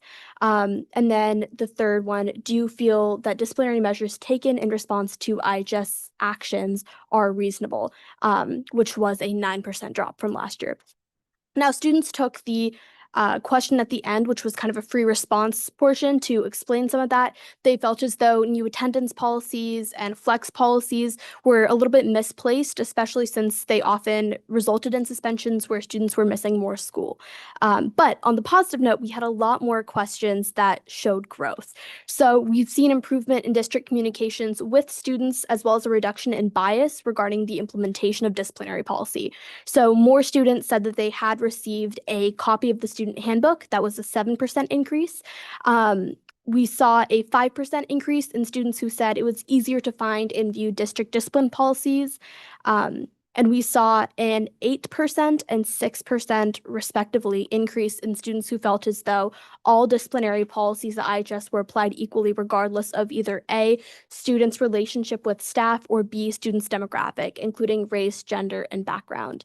And then lastly, we saw growth in students who felt as though disciplinary action at IHS preserved positive learning environments, which was up 3% from last year. So although we've had a good amount of fluctuation across the board, I would say that it was largely positive, and it's really interesting to see that growth.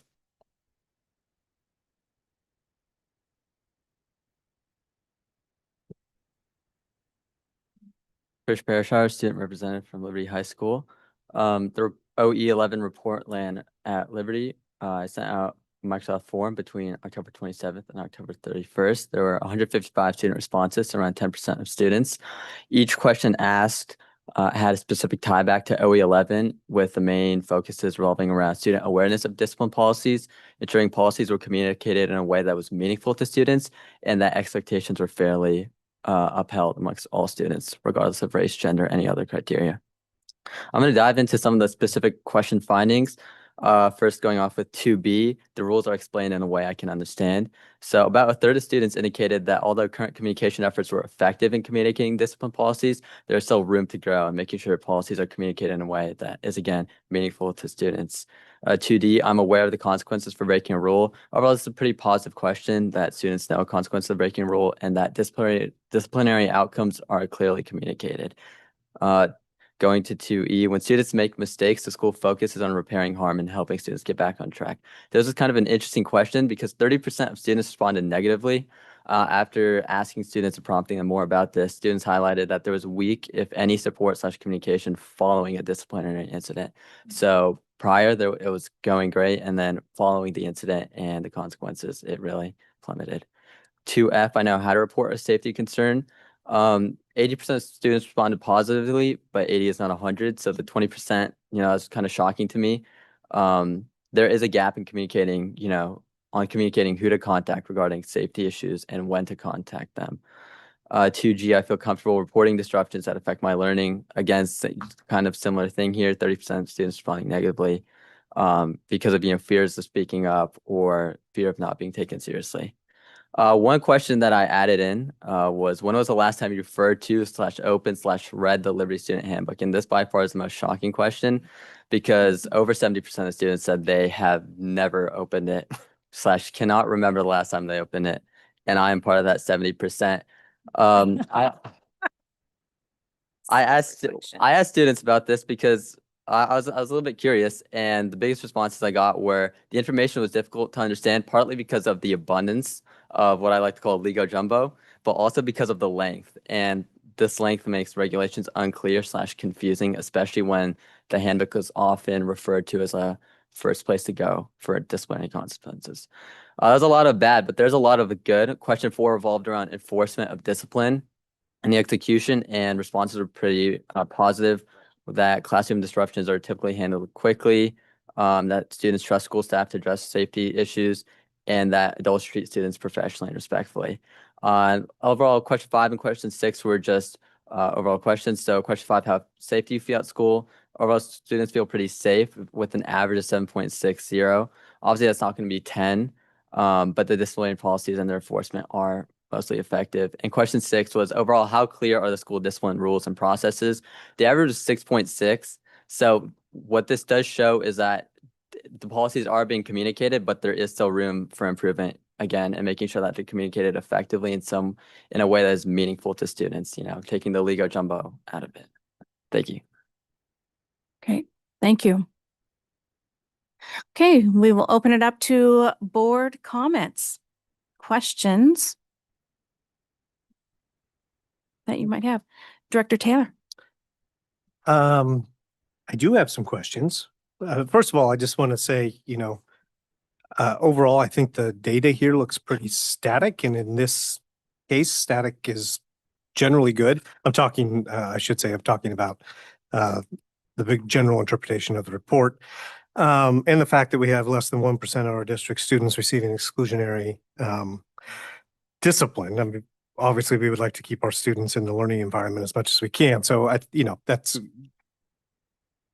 a great number that we are maintaining and sustaining. So I'm glad to see that. Now, that being said, turning to page 11, and I look at the middle school data for out of school exclusionary discipline and in school, I found this to be rather surprising in that we saw a 53% increase in incidents with students receiving out of school exclusionary discipline and 54% for in school exclusionary discipline. Do we have an explanation as to why? We do. We actually had some legal advice of how we were coding some of our instances. And so that was corrected, but that is one of the explanations behind some of the numbers between the year before and this year. Okay. And then I just had, I think, one other question. Two, actually. On page 17, there's a discussion about IEA and the district discipline committee, which met regularly. It just wasn't clear to me what the outcome was of those discussions. And I don't know if there's a place that I can find that I can learn about what came out of those. They were through the negotiated agreement that it was co-facilitated by IEA and the district. And so we had district representatives. There were agendas created from both sides, and they met quarterly. And they did range from having guests come and talk about some of the data and some of the proactive strategies. We talked about transitions. I know the board is also interested in hearing about transitions from school level to school level, how we're supporting students and how we're having positive supports when students start, particularly, I think, between like elementary and middle school, and what that looks like and how it impacts behavior. We also talked about the school-wide information system that we recorded instances on. So it depended from meeting to meeting what the agenda was, and it was co-designed with IEA and the district. And the outcome was like a calibration of policy, or I think that's the piece that I'm missing.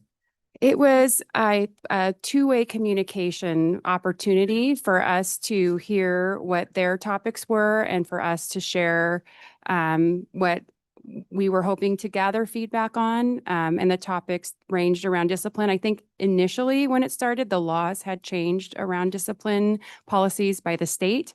And every year we have a professional development for all staff. And so initially we created that collaborating with IEA. So we both understood the interpretation of the new state regulations. And then every fall when we kicked it off, that's where we started.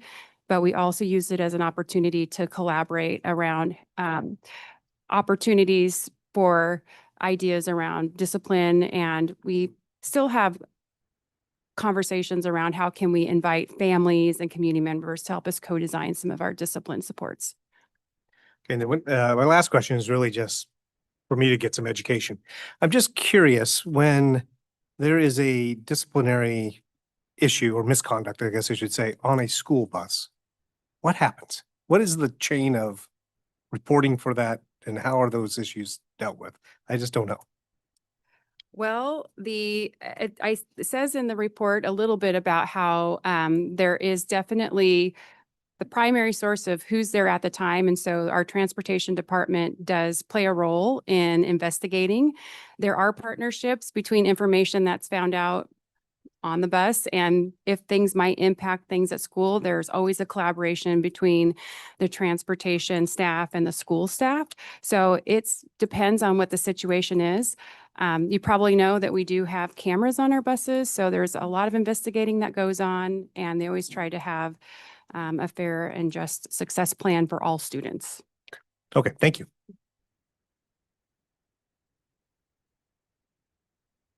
Any other questions, comments?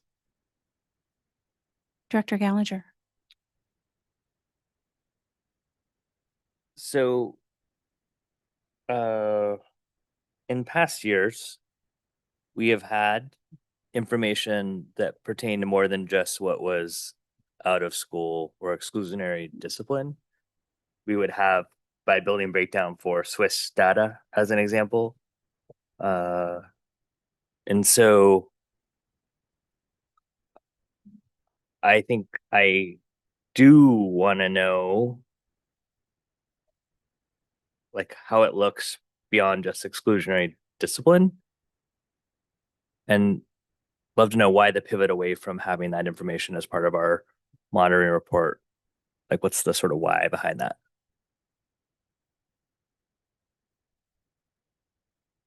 We've noted that, and I'm going to have an opportunity to get back to you. I do remember last year we did have a work study session and we did look at data together. And I would have to go back and look to see if we talked about Swiss data there. But I think that's what I can recall, is that we talked about it in a work study, and we can talk about noting that and seeing how we can get back to you on the Swiss data. Was there any other information other than the Swiss data? Yeah. And by school? Yeah. Yes, because I was going to ask about that as well. We did see, to the public comment earlier, we did, I think it was a work study that we had. We did have this exact conversation about frequency of additional incidences. And so that was one of the things we were able to look at. And actually, I remember it being quite interesting to look at how few, like the small number of students that were returning to behavior concerns or disciplinary concerns after the first time. So I know we did a full work study on that. It's not here, but that's the conversation we've had. So I know that that's been available to us in the past. I don't know if that's the same thing you were remembering, but that was actually going to be my comment, that we've certainly had that discussion and what that looks like. So just adding to that, I have other comments that I was having the same remember. Then I'd say page 18. It's interesting that this monitoring report includes things that happened like just last month. I'm not used to seeing that. So to me, that would be an exception for. So I understand why for this year it's not an exception, because we're monitoring last year. But just as you guys move forward, I would consider that an exception as far as for this report next year.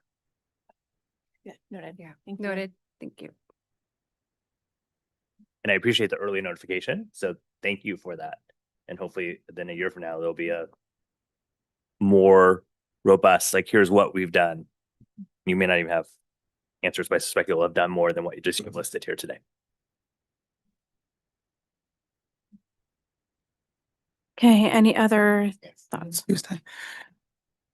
I do have maybe it's a comment. So I think one of my questions is the disconnect between what I feel is a disconnect between how we communicate to students, what the discipline structure is and what the consequences are and how they are choosing to absorb that information. And I think that comes out in both of the reports in different ways, right? And so I think I understand why we operationally are so heavily dependent on, my opinion, on the handbook. And I see like some of the other cases, right? We're teaching in different ways, but I do wonder what is our opportunity to figure out how to break through on that topic of like, what is the behavior and what are the consequences in a way in which students are absorbing it.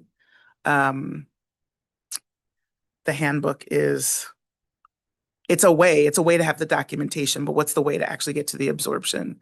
I think the other thing that comes up, so I don't know if you've done any thinking about what might be a modernized way to get to that level of agreement and alignment and understanding with students. I think the other thing that came up in the student feedback that I really have questions about is the what happens after discipline, because to me that is directly related to if discipline happens again. And I think what students have communicated and continue to communicate through that feedback is that it can be an unsatisfactory experience for them post-discipline. And so what are we doing in that area, whether we're calling it restorative or we're calling it something else, but there's something in the communication and the restorative piece that isn't working on the student end of it, which I think leads to why we have, or at least as a contributor to why in the amount of cases we have the consistent repeat, right? So what conversations or what approaches fall in that category? Thank you. Sorry, I was forming my own thoughts. Ava. Wait, sorry, I was hoping to Oh. hear something. I was hoping there was like a discussion. I was hoping there was a discussion on that one. I didn't hear one forthcoming, so sorry. I can just note. Silence, okay. Yeah. I mean, I think restorative practices are very important in resolving situations at school and involving students in that process. Speaking for myself, being still newer to the district, I'm learning what our processes are for that. And that's something I'm interested in continuing to inquire about. I think a challenge for students sometimes when they see discipline or actions that warrant discipline amongst their peers is not knowing what happens as a result. Sometimes if there's an issue in a classroom, restorative work can happen in that space and that makes sense. Sometimes the discipline is not shared, often is not shared to protect students' privacy. And so that is a difficult thing sometimes for students when they say, I don't know what happened in terms of consequences for students. So I just want to note that tension. Yeah, I mean, that's difficult for everybody. And it kind of hits at one of my core concerns around discipline in general is that, and it goes back to my handbook comment, which is I think we need a new way in which we talk about discipline. I think we tend to get down this path of a specific incident happened with a specific student, and therefore there's a privacy reason in which we are not talking about the consequences. I think that can all be avoided if we were to talk about what are the categories of discipline and what are the consequences for those categories without an incident on the table, and directly connected back to my comment, which I'd love to go back to, which is about modernizing this approach of the handbook. So I think those are all interconnected to me. And I know I saw the hand wave. I know that's a huge dissatisfier for parents as well. And I think it is an self-inflicted crisis because we could choose to just say more in the beginning. Like we know what typical behaviors are. So what are typical responses? What are typical caveats in which there may be an unexpected response? or, like not that response, right? There might be a circumstance of ability or some other concern of the student that might be a caveat. So I would just, I guess maybe my ask is that I think the work to be done is to figure out how we talk about discipline without the specific incursion and do that more consistently, more openly, because it leaves everyone in a bit of dismay. And I think for whatever reason, because again, as Marnie said in her opening, I came to this work as well because the discipline isn't working. I've had a lot of other topics to deal with in the last 6 years, but I still come back to that as why I sit in this seat. And so my ask is like I don't know what the committee is doing, but how do we just talk about this like regular people? Kids make bad decisions. And when they make bad decisions, things happen. And let's just put that on the table a bit more clearly. And the handbook clearly is not operating if Chris has to like out himself as like not opening his handbook tonight. So I really need to figure out how because I go discipline report to discipline report on the same topic. So I'll ask in the way I asked it earlier, like what do I need to ask or say in order to specifically address this topic prior to this next viewing? I do think that's part of the power of what Director Taylor's doing is taking notes like this is something we want addressed next time. I think the process that I don't have in place is how that piece of paper with those notes gets included as part of the packet of information that we as a board get to remind us of what it is we said last time. Yeah, I just want to be Can I reminded. leave that process with you? It should be attached as an addendum to it. Yeah. But even in that case, while I love that, that means I will be reminded next year.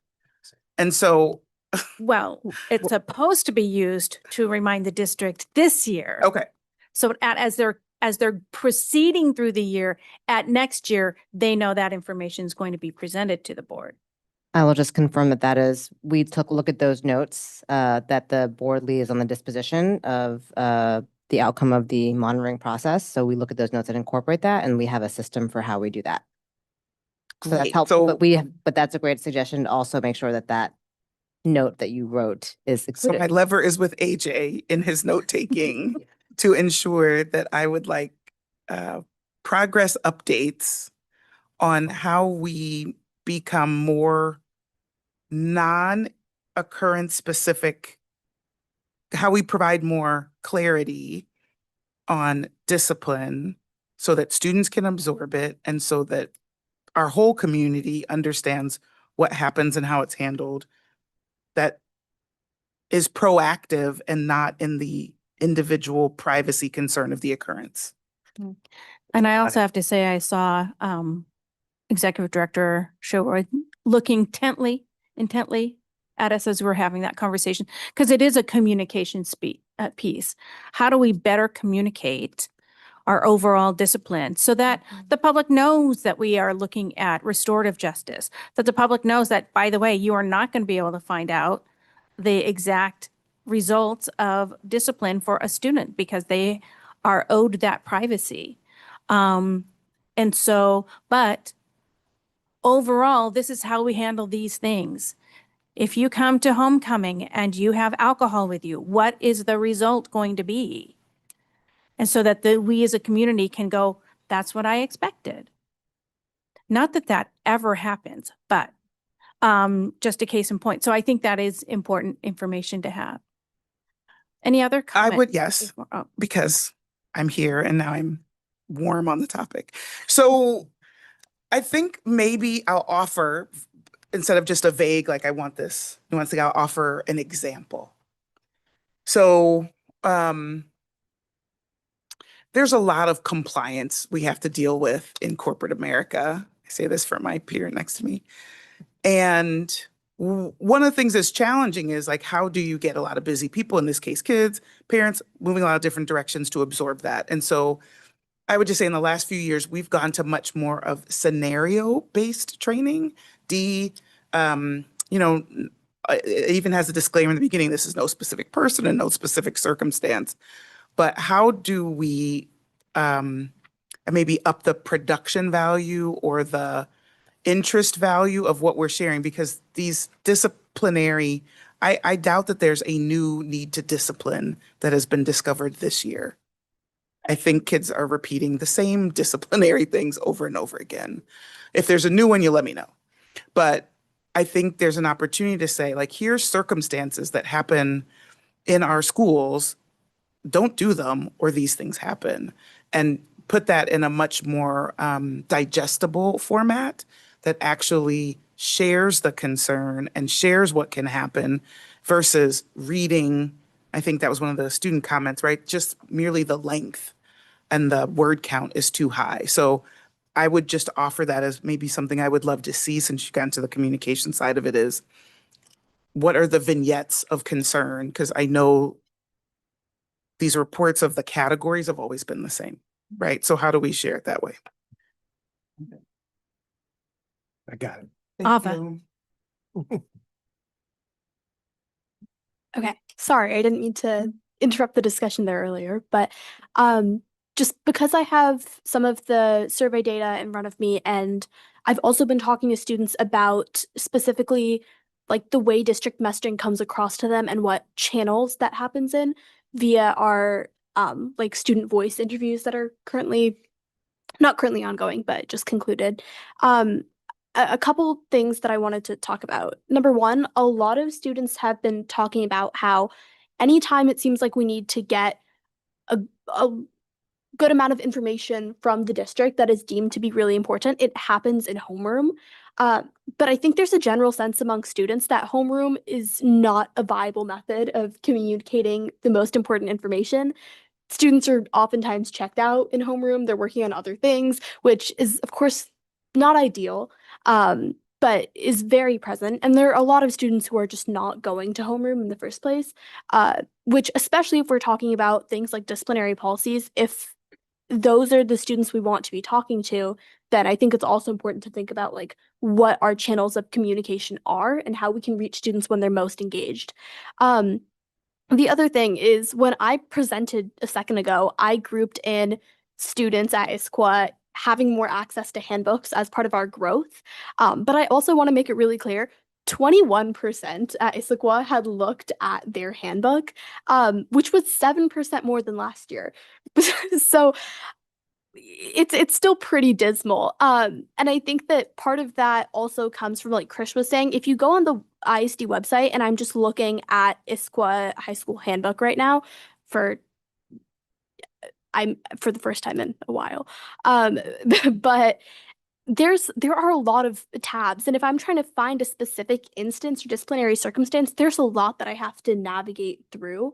And there's a lot of listing of prohibited behaviors, but not a listing of those consequences like you guys were talking about. So I think that just looking at how we are communicating those to students and when we're communicating that is something to think about.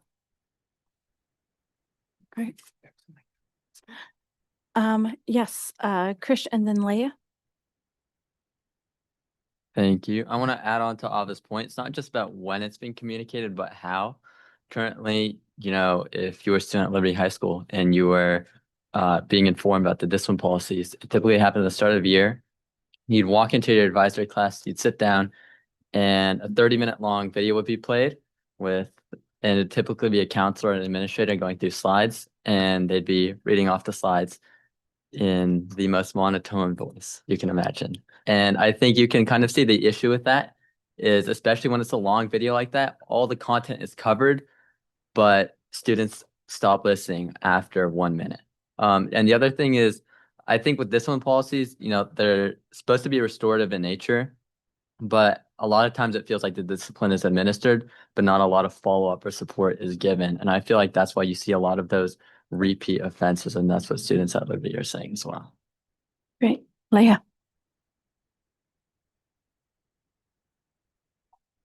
Wanted to say something like pretty similar. I think in our schools and like just how we've grown up, we always see the same students that are again and again making these mistakes, and then that disciplinary action has to happen. So I think one point, even more than communication, at least for me to focus on, is like pinpointing that group of kids and seeing how we can use restorative actions to make them not make those mistakes again, rather than just the discipline, which a lot of students will tend to ignore and just not really pay attention to that. So just I think maybe going forward, it may be important to see how more restorative actions can be used to help further students. Yeah. Thank you. Yes, Vida. Definitely like building off of what Krish and Aya said, I definitely think the baseline knowledge that people have in the district about like how like the consequences of actions and just how generally the discipline system works is not the best that it could be. I mean, flex time, I think it's differently called in every single school, but flex time is a time where students really want to do work. They want to catch up on like academics, or they just want to like decompress. So trying to cram a bunch of information about like discipline, I said kind of exactly what they said. It wouldn't be the most effective method of communication, and I feel as the communication is the most important aspect, as it's kind of like preventative even before someone has like say like done an action worthy of discipline. If they are like reached out to and like communicated transparently with beforehand, I feel that is kind of getting ahead of the problem. Often when there's like less communication, then these sort of like mistakes happen within like students. Thank you. I had a few questions, and they actually are different, kind of a different topic along this, and then might be more appropriate for Shireen. I was looking at the data with regards to student with disabilities, and really trying to get at the manifestation determination meetings. So are there meetings for each student when they're being excluded from school? So 11.1 evidence talks about the annual training for school psychologists, but I don't know, is the number of manifestation determination meetings correlating to the exclusionary discipline, of which in our middle schools, there were 49 students, and in our high schools, 37 students with disabilities who received exclusionary discipline. That represents 110 incidents at the middle school, 56 incidents at the high school. But they represent 62% of all middle school students excluded and 64% of all high school students excluded. So my question is around, what are the supports if they are on an IEP, if they are students with disability, what is the, and it's IEP or 504, that they should have a manifestation determination meeting? For the public, that means the guidance team needs to determine, is the behavior a result of their disability? And if so, what are the processes around that? So I am questioning, when it comes to 62% of all students who are disciplined have a 504 or an IEP. That's middle school students, 64% of all high school students. And so I have concerns that our students who are the most vulnerable are the ones that are also the highest excluded. Yeah, and just following up on that, specifically about 11.3, when the interpretation sentence states, I interpret this to mean that the district has a plan that is updated with goals and milestones that reduce inequities and disproportionate outcomes with the goal of no gaps. And yet there's nothing that actually follows that sentence that talks about those things. Not one part of the following thing.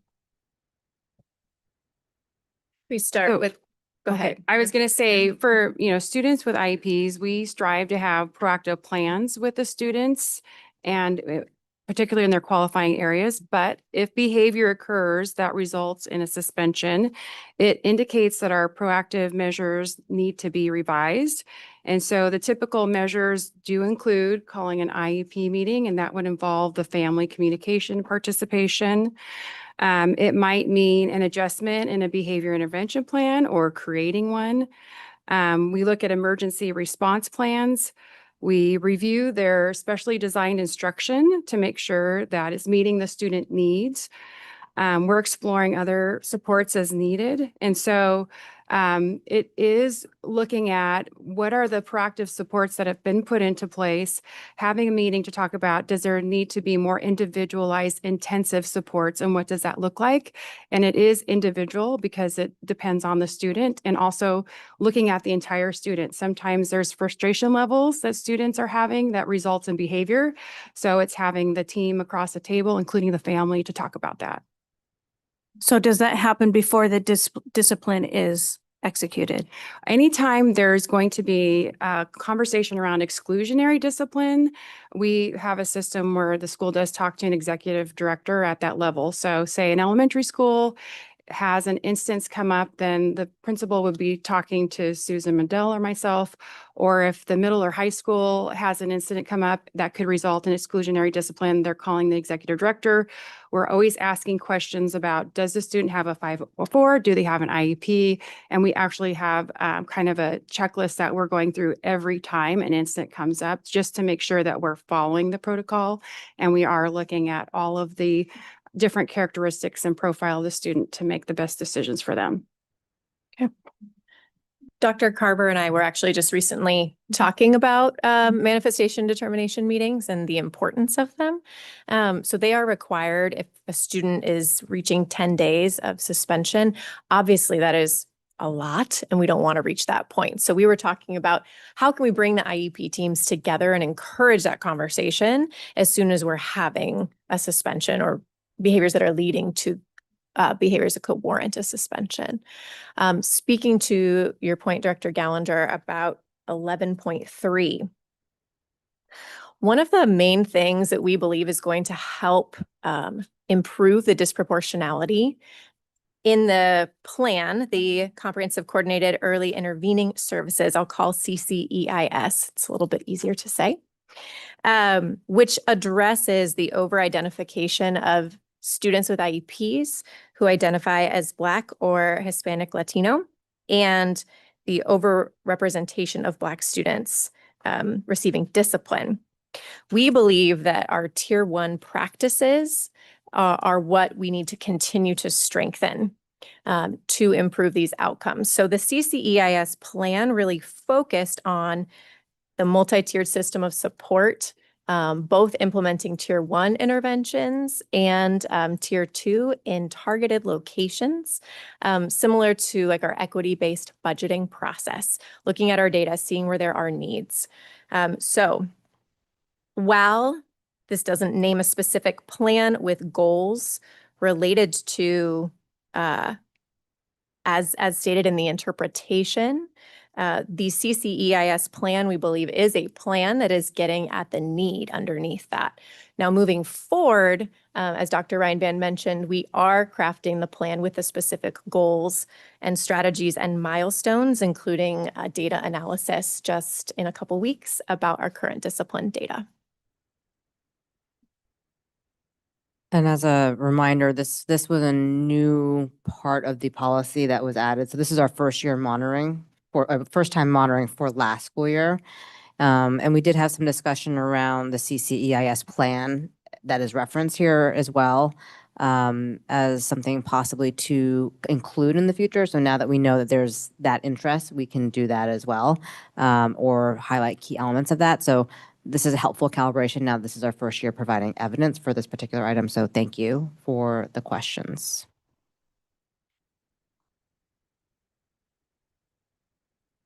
Any other comments? Okay. Do we have an advisory vote ready for our students?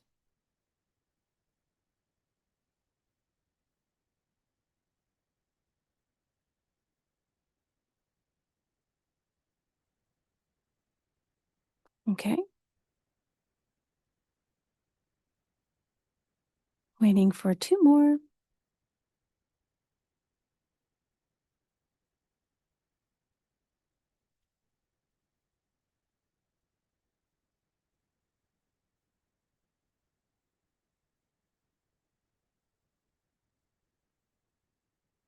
Is everybody ready?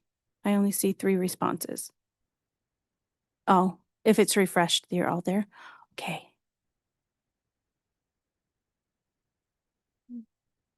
Somebody might have voted before they walked out the door. We've had 2 students that had to leave already. Great. Thank you for your advisory vote, students, and for your input as well. So with a motion on the floor, all those in favor say aye. Aye. Aye. Any opposed? Nay. So I have 2 ayes and 1 nay.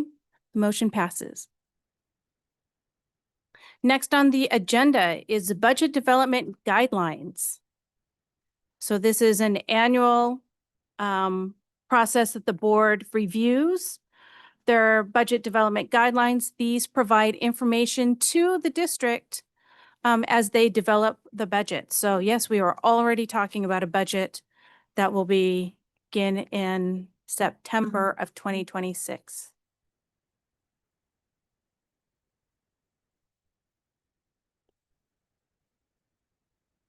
And apparently the students are looking at the clock going, it's time for me to get to my homework. Time to go. So thank you so much. You got it. Okay.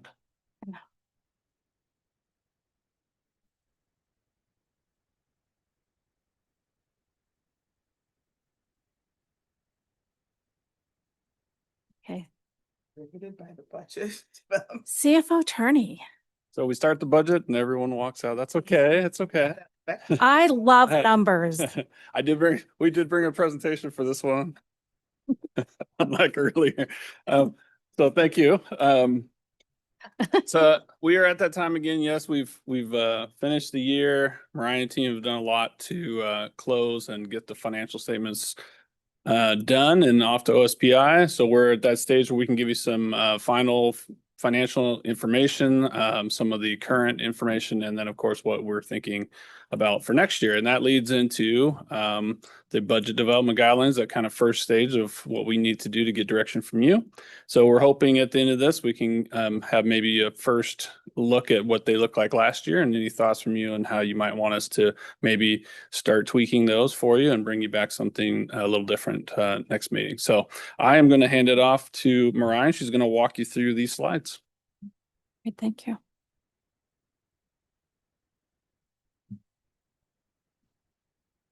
Good evening, Board of Directors and community.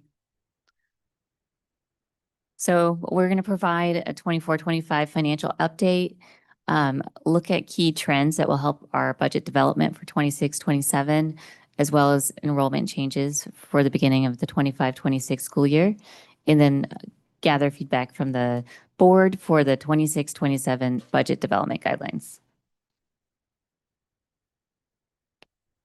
So for 24-25, we began with $52.1 million in the bank. And at our last budget update, we projected $46.3 million to be what we would end up with. And we had an actual ending fund balance of $45.9. So we were only off by less than $400,000, which isn't typical for a district our size. Usually it is in the multi-million-dollar range because we have over a $400 million budget. So we are very happy with that. And we also have the planned $6.2 million in the decline in the fund balance for 24-25. So you'll see here with our trend, we grew the fund balance up to 23-24, and then we had investments for 24-25, which brought our fund balance down by $6 million. And to note is the change is our budget keeps growing as expenditures do continue to grow each year. And so as that fund balance number declines, you'll notice that the rate of ending fund balance to budgeted expenditures will continue to decline if you continue to have a that $6 million. So we went from 13% to 11% for 24-25. And this is a detailed view of our ending fund balance. And so we want to keep this between 3 to 7% as part of our board parameters for our unreserved amount. And so for the 45.9, the unreserved amount was 4.5% within those parameters. Some things to note, we were able to reserve the $20 million for the future school facilities. As well as something to show is that our prepaid items were lower than usual. Usually, in the last couple of years, they've been around 6 to 7 million, and they were around $3 million. And that's something that we continue to monitor as we have to reserve those funds each year. So for our revenue trend, with the biggest driver for enrollment for revenue is enrollment. So we had over a 400 student decline for 24-25. So you'll notice that we did decline in revenue with that enrollment.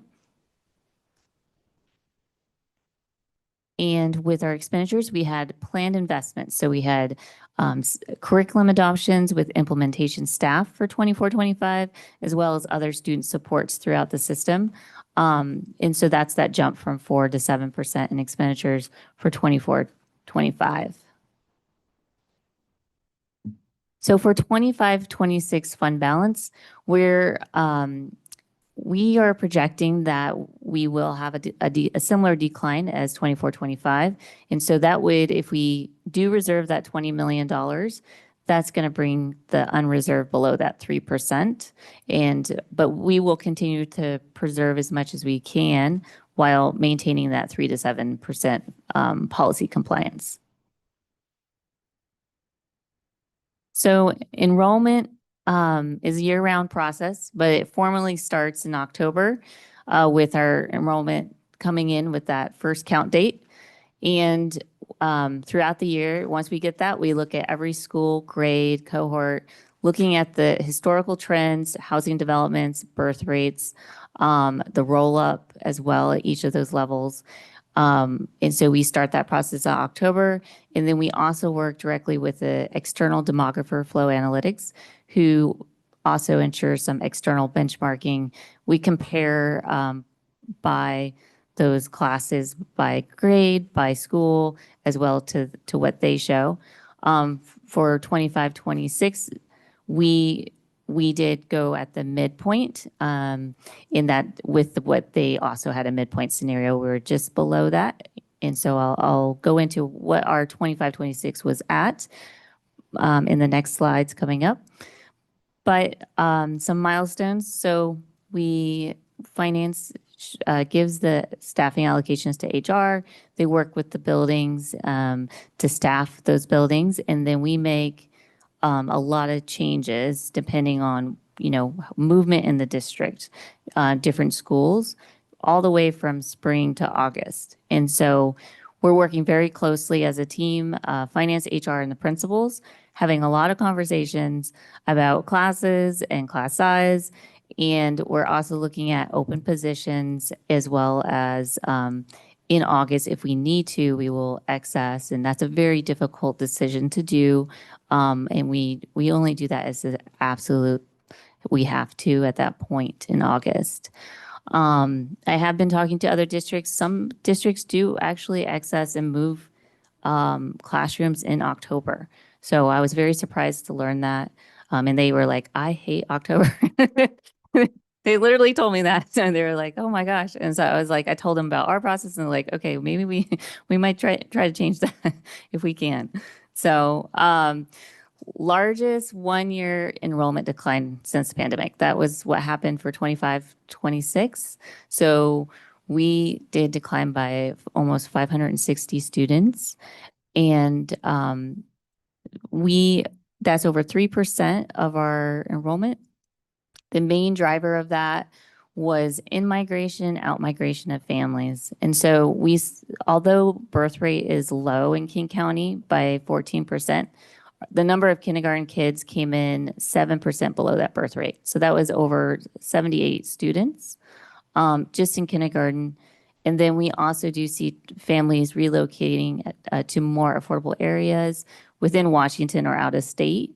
And so this is the main driver for the enrollment decline, and also some of our neighbors as well. I've been talking to other districts, and they also did see a large decline in for 25-26. So with the projection, we came in, the enrollment came in 215 FTE below. And so because of, and the main reasons for that is that running start did increase by 84 FTE, and then the enrollment was below expected birth rates.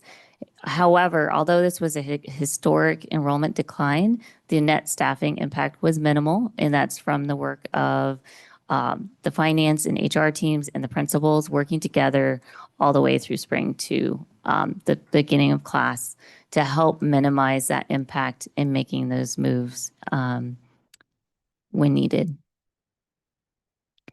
So we haven't hit our ceiling in running start. We did grow over 800 students in running start. We expect it to still be in the 700 range, and so we'll continue to monitor that. And what you'll notice is 22, 23 to 24, we stabilized as a district after COVID, and now we have a steady decline since then. So we are at 2013 levels in terms of enrollment for the 25-26. Okay, so some context for as you consider your budget development guidelines for 26-27. So we do expect a continued drawdown in our fund balance. We do expect to have continued enrollment decline. We also are going to be projecting more at the low scenario rather than at the midpoint until it stabilizes. And then we also are making a lot of strategic efforts to help mitigate that. So we're leveraging attrition when it's appropriate. We are, filling positions with substitutes. And we're also, though we're still keeping in focus student learning and student need at the core as we make these decisions and moves. And then also, we are already started developing our long-range financial planning, and that will help assist us with sustainability as a district long-term. I also want to mention that going live next week, if you are interested, parents, community staff, you can apply to be a part of our expanded financial analysis core team. So if you would ever like to learn more and have more discussion around budget, enrollment, different things that drive revenue, expenditures, there will be a process for that, and you can apply. It'll go live, and it's 4 annual meetings a year. And you also, at the very end, will be able to provide your feedback and insights along the way, but we will be developing the annual budget guide. So that can be a lot, if you're interested in that, it can be a lot of fun. So,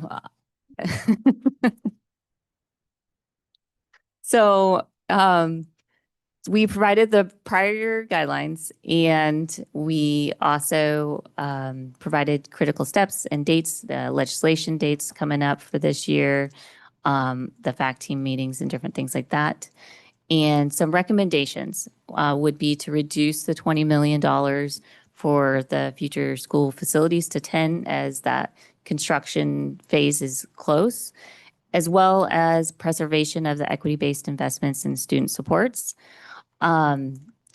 Continue enhancing our multi-year budgeting forecasting, which will be very important to our long-term sustainability, and also taking proactive strategies for a lot of different potential impacts to revenue loss.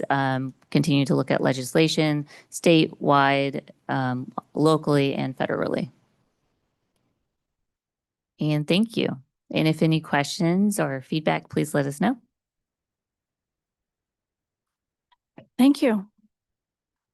So this does not have any proposed action, so this is not a time where public comment is for this line item, so we'll go directly into comments from the board. And this is somewhat of our time to look at what we've proposed in the past and what we might want to change for this year's board development that really should be done hopefully by the next meeting to support staff. January at the latest.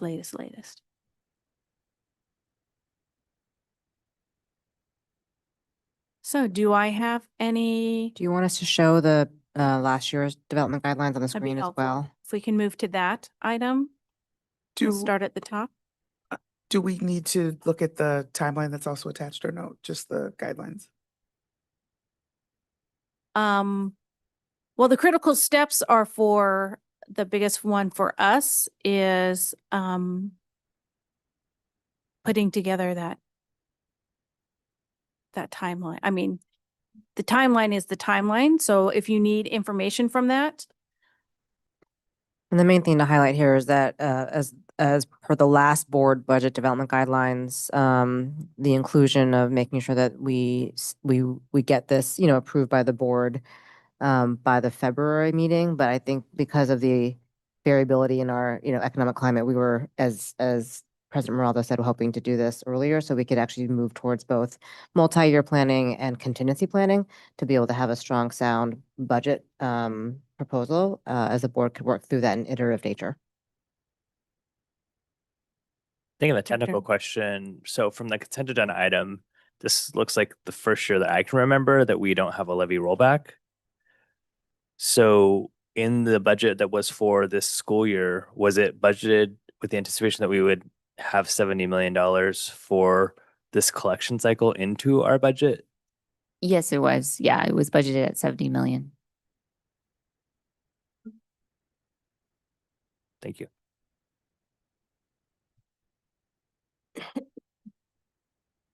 Sorry, I maybe didn't ask my question. There's two documents attached to the agenda. The first document has the overarching budget development guidelines timeline, like the critical steps and target dates. Is this one of the things we need to discuss tonight? Because it had first read. So is this one of the things we just need to confirm that we're comfortable with this grouping or just the other document? usually it's just the other document. This is to show that we are at the beginning step and that that's anticipated to be done, well, at this point in December, because so we're developing our guidelines this month and next month. Okay, I'm just asking because this one says first read, so I didn't know if you wanted to start the conversation here to see if there's any changes or if we were proposing any changes. I here. see your question, which is I believe that the first read is probably an erroneous moment because there actually is not new language to propose. So this is really meant to be a first discussion. So that was an error on our end, so we can note that. And the critical steps is just a reminder of the steps. But the approval processes of the language that you would want to develop to change, modify. So additions, deletions, or modifications from last year's board budget development guidelines. I will also note already where there would be some modifications, which is that the language in there refers to policy governance versus coherent governance. So we would know automatically that we would want to change the language from executive limitations to operational expectations and ends to results. And then Ms. Banasek did show some recommended, things to consider that would help us too as we move forward with the budget cycle. So that's for your consideration. Yeah. So I think for me, I don't have anything that jumps out at me that I would want to change from our budget development guidelines from 2025. I understand the concern about the $20 million and how that encumbers our fund balance. I still feel pretty strongly about it. However, that we have way too many unknowns over this next 12 to 24 months, even before breaking ground, that I think we need to grab hold of every dollar we can for that. And I think that I would go on record saying if we need to adjust that number or adjust language and policy to say we expect a board exception in this period, if it drops below 3%, I would rather probably do that than to reduce the amount just on a personal level. But I understand the concern. Obviously, it would be at cross purposes to have a budget development guidelines that is asking the superintendent to go against board policy. So I think that's what you were trying to subtly tell us tonight. Yeah, I would agree with that assessment that to me, maintaining that 20 million is going to be the biggest priority, given just the nature of things in that project that have been happening in the past that I would expect to happen in the future, and the uncertainty of the day we put shovels in the ground.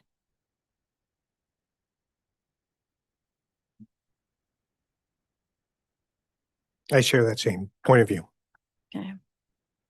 I would say of the recommendations from Mariah, I would agree with the preservation of equity-based budgeting and investments. And I would assume I'm not seeing any no's to that. Enhancing the multi-year budgeting forecast to support sustainable financial planning, I think is going to be critical if we are noting, even with the passage of the levy, what will those incoming revenues look like based on what we've gone out to the public to ask for. And then the impact of if we continue to see the the decline in student attendance and how we manage that. And what that really, because at some point, it's going to really make an impact on our budget. Absolutely. I mean, I think tighter part of that, but also back to the comment I made earlier about the rollback.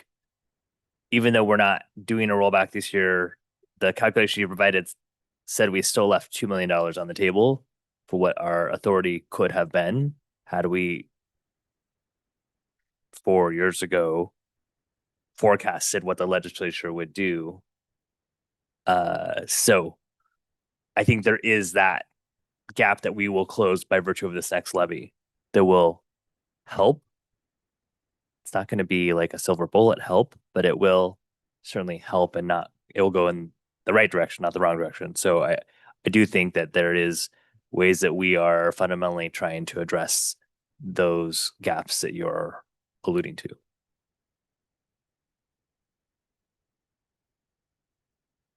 Thoughts? Yep. So I'm in agreement with maintaining the buffer on building. If I guess the suggestion here though is to reduce it to 10 million. It's not sort of what I heard you all say. The recommendation from staff is to reduce it to and 10. Okay. At least Director Gallinger and I are like, please maintain it at 20 million. And Director Taylor. And Director Taylor. I guess the projection we saw, we didn't see a projection maintaining that 20 million into next year yet.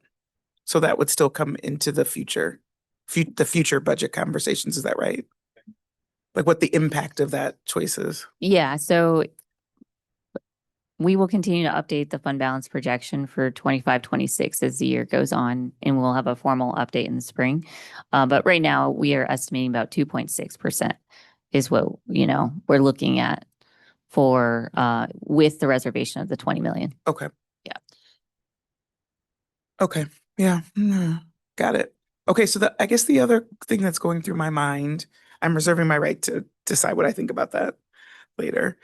Is there anything in the conversations we've had earlier tonight, particularly the portrait of the graduate, that I don't see represented in these bullets about what we want the programs to maintain? And I feel like maybe it covers it. I'm wondering, I'm saying it out loud to see if there's another set of eyeballs that may help me ask that question. Do we feel as though these bullets have a good representation of what we just talked about in the portrait of the graduates, or anything else we'd want to call out specifically, but I feel like it's okay, right? It's student-driven opportunities. It's Yeah, and the very first require- bullet. Yeah, it could Yeah, be I the was gonna first say, bullet. first bullet, under Talking a about- program that allows student to. Mhm. Even before that. Oh, I was gonna say for that bullet, because it referenced a strategic plan. So that's not going to be necessarily the items in the strategic plan by September, correct? We're kind of straddling in the strategic plan refresh. So the profile of a graduate would certainly be an input into what that looks like next. I think that there's been a lot of sort of helpful details that will be kind of in parallel constructing as we go through the budget process. So I think that we'll maintain that fidelity and proximity to the strategic plan. And at this point, a lot of it's affirming what we're doing now, and a lot of it's just how we use that to inform strategies moving forward into the future that will continue to be, I think, codified here for future budget development guidelines as well. So I see it embedded in that versus being called out separately. That And makes if you sense. remove the word ends, which is dated language anyway, Mhm. and just left it as learning goals, then that would be more comprehensive of, our Yes. career of graduate is Yeah. our learning goals for students, as So- well as all of our results that we want. So if you just Strike ends instead of, ends, then it yeah. would be comprehensive of all of it. That gets to what I was. Would you want to keep executive limitations as well? I think They have that to change just to gets operational. updated to Yeah, no, I know. Yeah. I mean, sorry, I'd said the first part about changing language to coherent governance, but would you want to just keep it district mission? And you Vision might and just say plan? coherent governance policies. Oh, yeah. That makes sense. I agree with what Dr. Miranda just said. Okay. Sorry. Now that you've cleared that, Yeah, what and my if you do brain that instead of the executive limitation, it actually shows that vision, mission, policy, strategic plan, Yeah. learning goals, Learning right? goals. So it I like that. cascades in a. Mhm. Okay. Thank you for that. Because I was like, my brain, I couldn't let that one go. So now I have space to think about the fund balance question now that that's out of my head. And I'm going to ask this next question knowing I never took an accounting class in my life. Is there no other category than like it's assigned to something or it's not assigned to something? Oh, well, there's the unreserved. Is that what you mean? Yes. So if you go back to the breakdown of what's in the fund balance. Yeah. And our concern about the $20 million,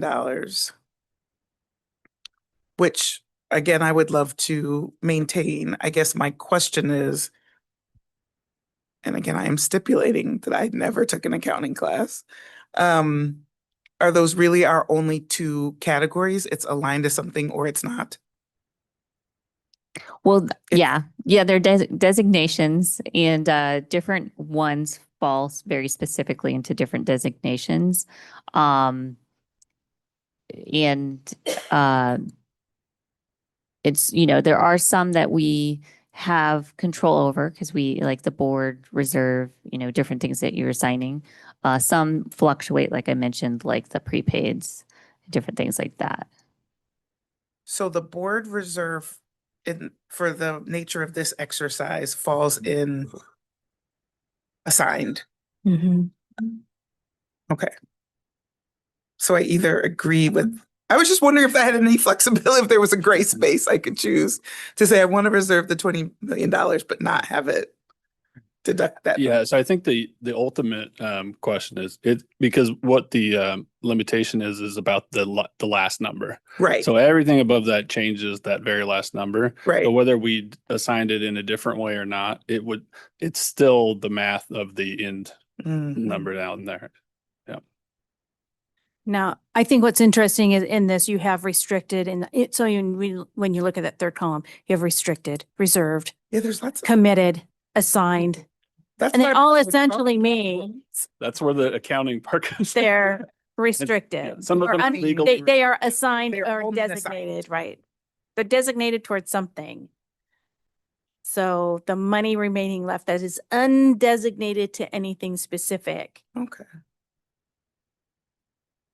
But we have what our budget development guidelines can be, and they're just Yeah, we they're have control over the guidelines, percentages. Yeah. but I mean, we don't adopt a budget until August. Right. So there will certainly be way more clarity post the legislative session, post enrollment projection. I mean, there's a lot more opportunities between now and August. So that's why I would rather keep down this path. And if we have to adjust, I'd rather it be a late adjustment. And I would still probably rather have us adjust waive board policy for a finite period than adjust our targets. Do you want to codify that here or just have that be as part of the discussion notes? As it relates to maintain the unrestricted reserve fund of 3 to 7%? Or do you want to just have it be part of the notes that we then come back to, as part of the discussion? Personally, I would rather have it be just kept on notes at this point because we are still so far away from doing those operational expectations. As we get close to those, I would absolutely want to provide that clarity to your team before. So what I would need to know from you guys is, hey, on May 31st, we start working on those, whatever the date is, you start working on those reports. And that would, for me, be the bright line that I would need to make a move. I don't know when it is you start on those reports, but that would be the line I think the timing we should do, because I know you guys don't wait till August to do them. So, but all those essentially we in August we adopt the budget and we go over those first sets of operational expectations that are really about the budget and the unreserved fund balance. Yeah, we can plan to keep that as part of also our ongoing budget presentations, right? And name that as we move forward. Yes. I think I see no changes that I would be looking for then further down on the remaining portion of number 2 or any portion of number 3. I don't know if anyone else has thoughts around that. Okay. If it's helpful to your team to have us go forward and move to adopt these next meeting, I would feel comfortable with that as well. Yeah. It's just if you want the caveat in the language about what we just talked about or not, that's the question that I defer to your team for. We could have put a note that just says, in italics, that just says to revisit along as we go through the budget process, because it's a tight set of circumstances. And so we can make a notation about that just to refer back to it and just have that codified. That would be something we could handle. And then in a version that comes back to you. And then I did hear that we add in explicitly somewhere an acknowledgement of the preservation to equity-based budget investment, since that's a newer set of terms that we've been using in practices. So that's another change I think we would then make as a proposal to you all. And then, I mean, the board may also decide to take action earlier, stating that if under certain circumstances, they would waive the requirement. And that might just feel like a release, So set the circumstances by which you would waive the 3 to 7% and then codify that as action by the board. Guess it would be a small resolution. Okay, I will move on to the next item, which is legislative matters. That's me. Let's see. Wanted to just share the fact that we had the opportunity to tour some of our schools in our district with Representative Janice Zahn. What was that, a week ago Friday, I believe, and had a nice discussion with her about school funding and levies and bonds and SCAP funding and lots of other questions that she had while she was in our school space. I thought it was a really great discussion that we had with her. She's very much engaged.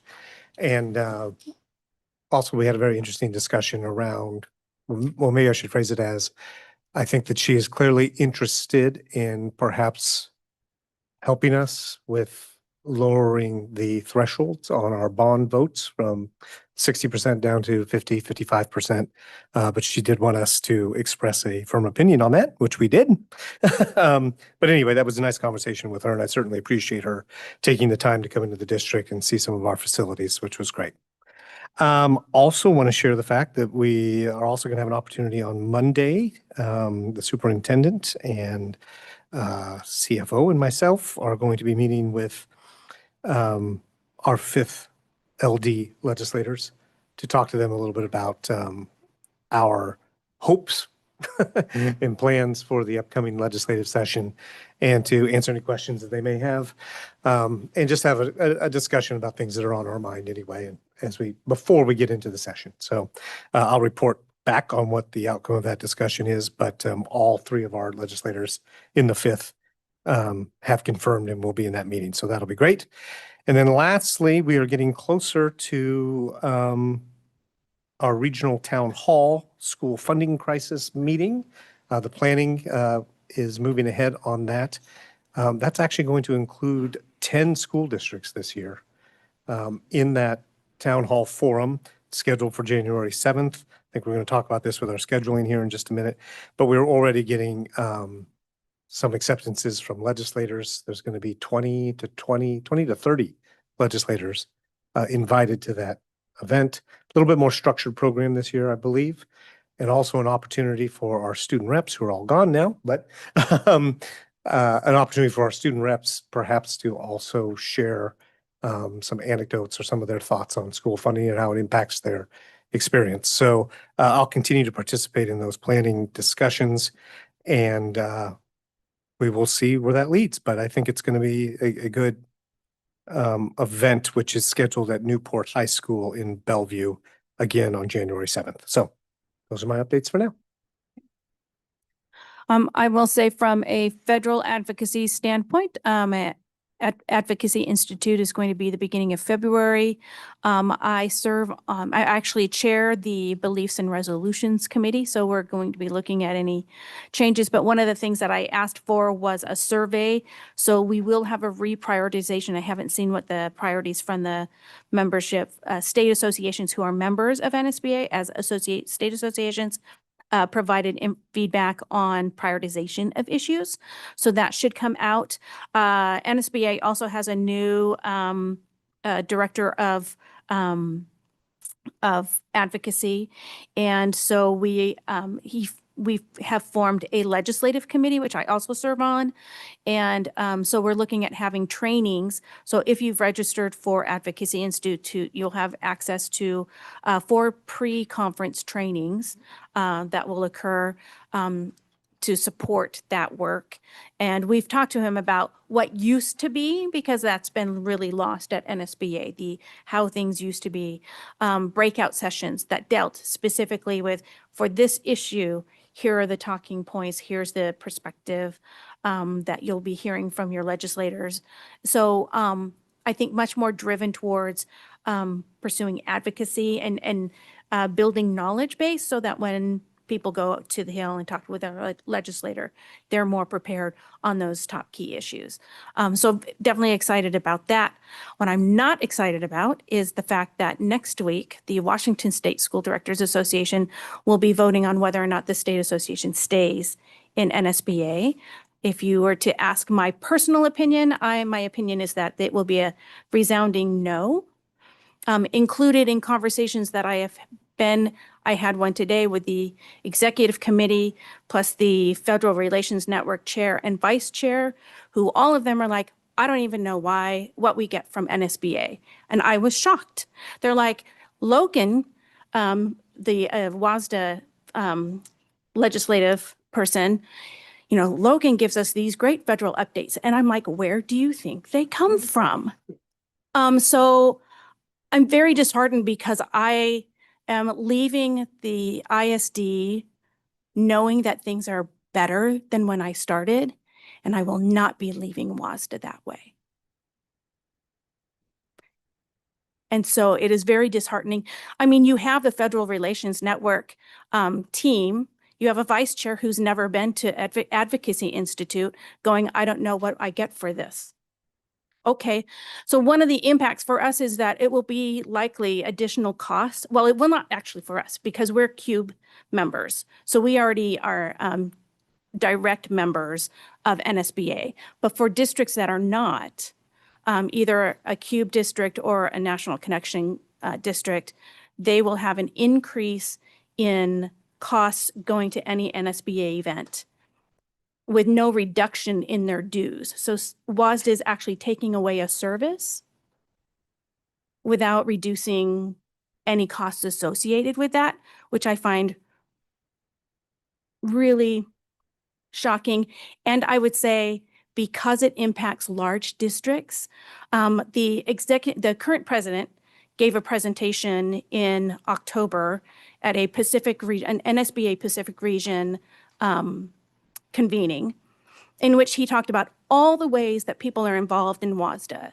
And the one thing he forgot, which large school caucuses. He talked about all the other ones, but didn't talk about large school caucuses. And so I'm really concerned that WASDA continues to have leadership that does not listen to its large schools. And I thought, today I asked this, I said, I could say the same things about WASDA. What's the point of going to Day on the Hill if our legislators aren't available? Right? What's the point of going to the conference if we're just going to do Day on the Hill by ourselves? So we choose to prioritize that because we find interest in it. But there's school districts that don't. So then why should they have to be members of WASDA if they don't value it? So I really don't understand their arguments. It was very disheartening for me. And I think that there is a real risk that eventually large districts will say, why do I have to pay the dues that I pay to WASDA? What's the return on investment?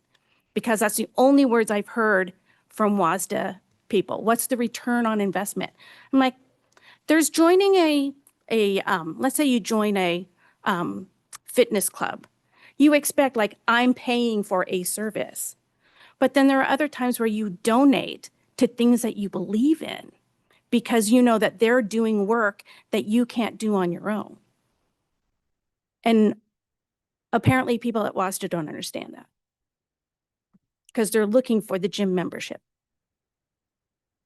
It's become a very small-minded organization that I don't think drives a lot of value, which is why you see two of the board members here leaving the WASDA board.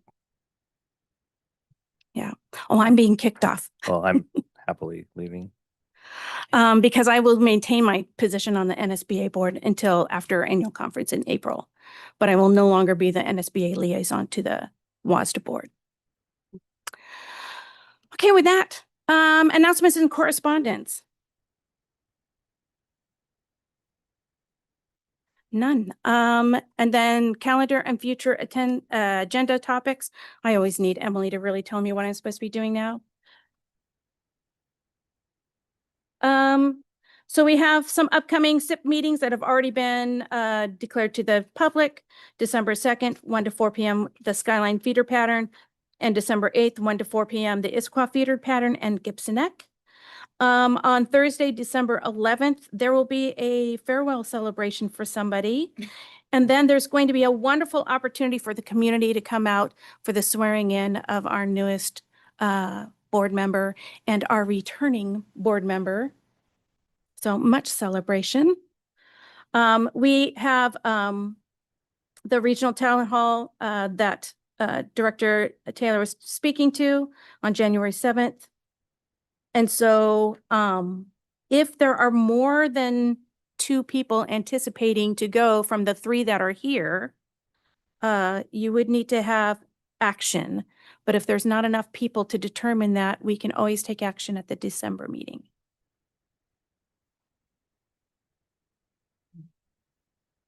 Okay. That would leave 2 of us, yeah. Well, we'll have a new, so I guess we have to postpone. So you'll have to Yeah. postpone. And then rescheduling the June 11th meeting, 2026. Due to scheduling of the comprehensive high school graduation on June 11th, the board will be rescheduling the June 11th regular board meeting. And is that something that you want to do now so that the public and staff and everybody can be prepared? Or should you wait until you have your newest board member to determine that date? Okay. Great. So that will come back to you at a later time. Are there any other items for the good of the order? Yes. I think that we need to start planning our Day on the Hill when Issaquah is going to go sooner rather than later. So we can coordinate that with students. I also think that we need to reschedule the board town hall for Sammamish So I didn't know if after one of our since we'll all be together then, if there would be a date that the 5:30 would work for those. Oh, so you're asking this board member. So either the 2nd or the 8th. Well, you were very keen on our portrait of graduate work, so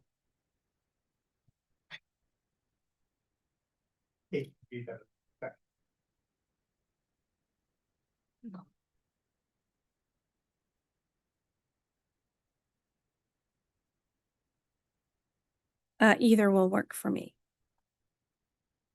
I'm sorry, is this a terrible time when I realize I'm not in town on the 8th?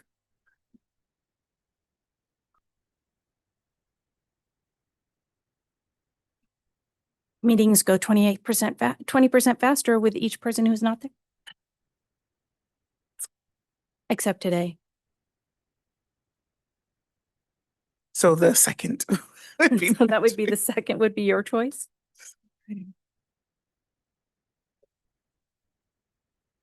Are you available the 2nd as well?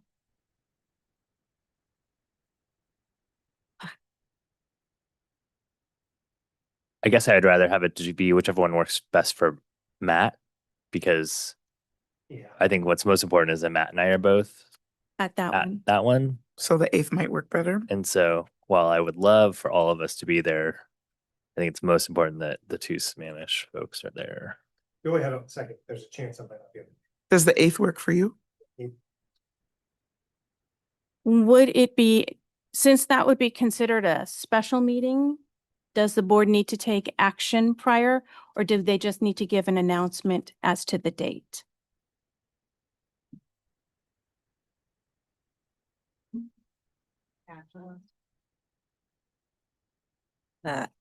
You could also just take action for either or depending on, you know what I mean, the Either. availability either. Yeah. Just to. Either, neither, neither. Let's call the whole thing off. So you need a motion for Yes. that? I move that the board schedule the Sammamish Town Hall for either December 2nd at 5:30 PM or December 8th at 5:30 PM. 2nd. Okay. All those in favor? Aye.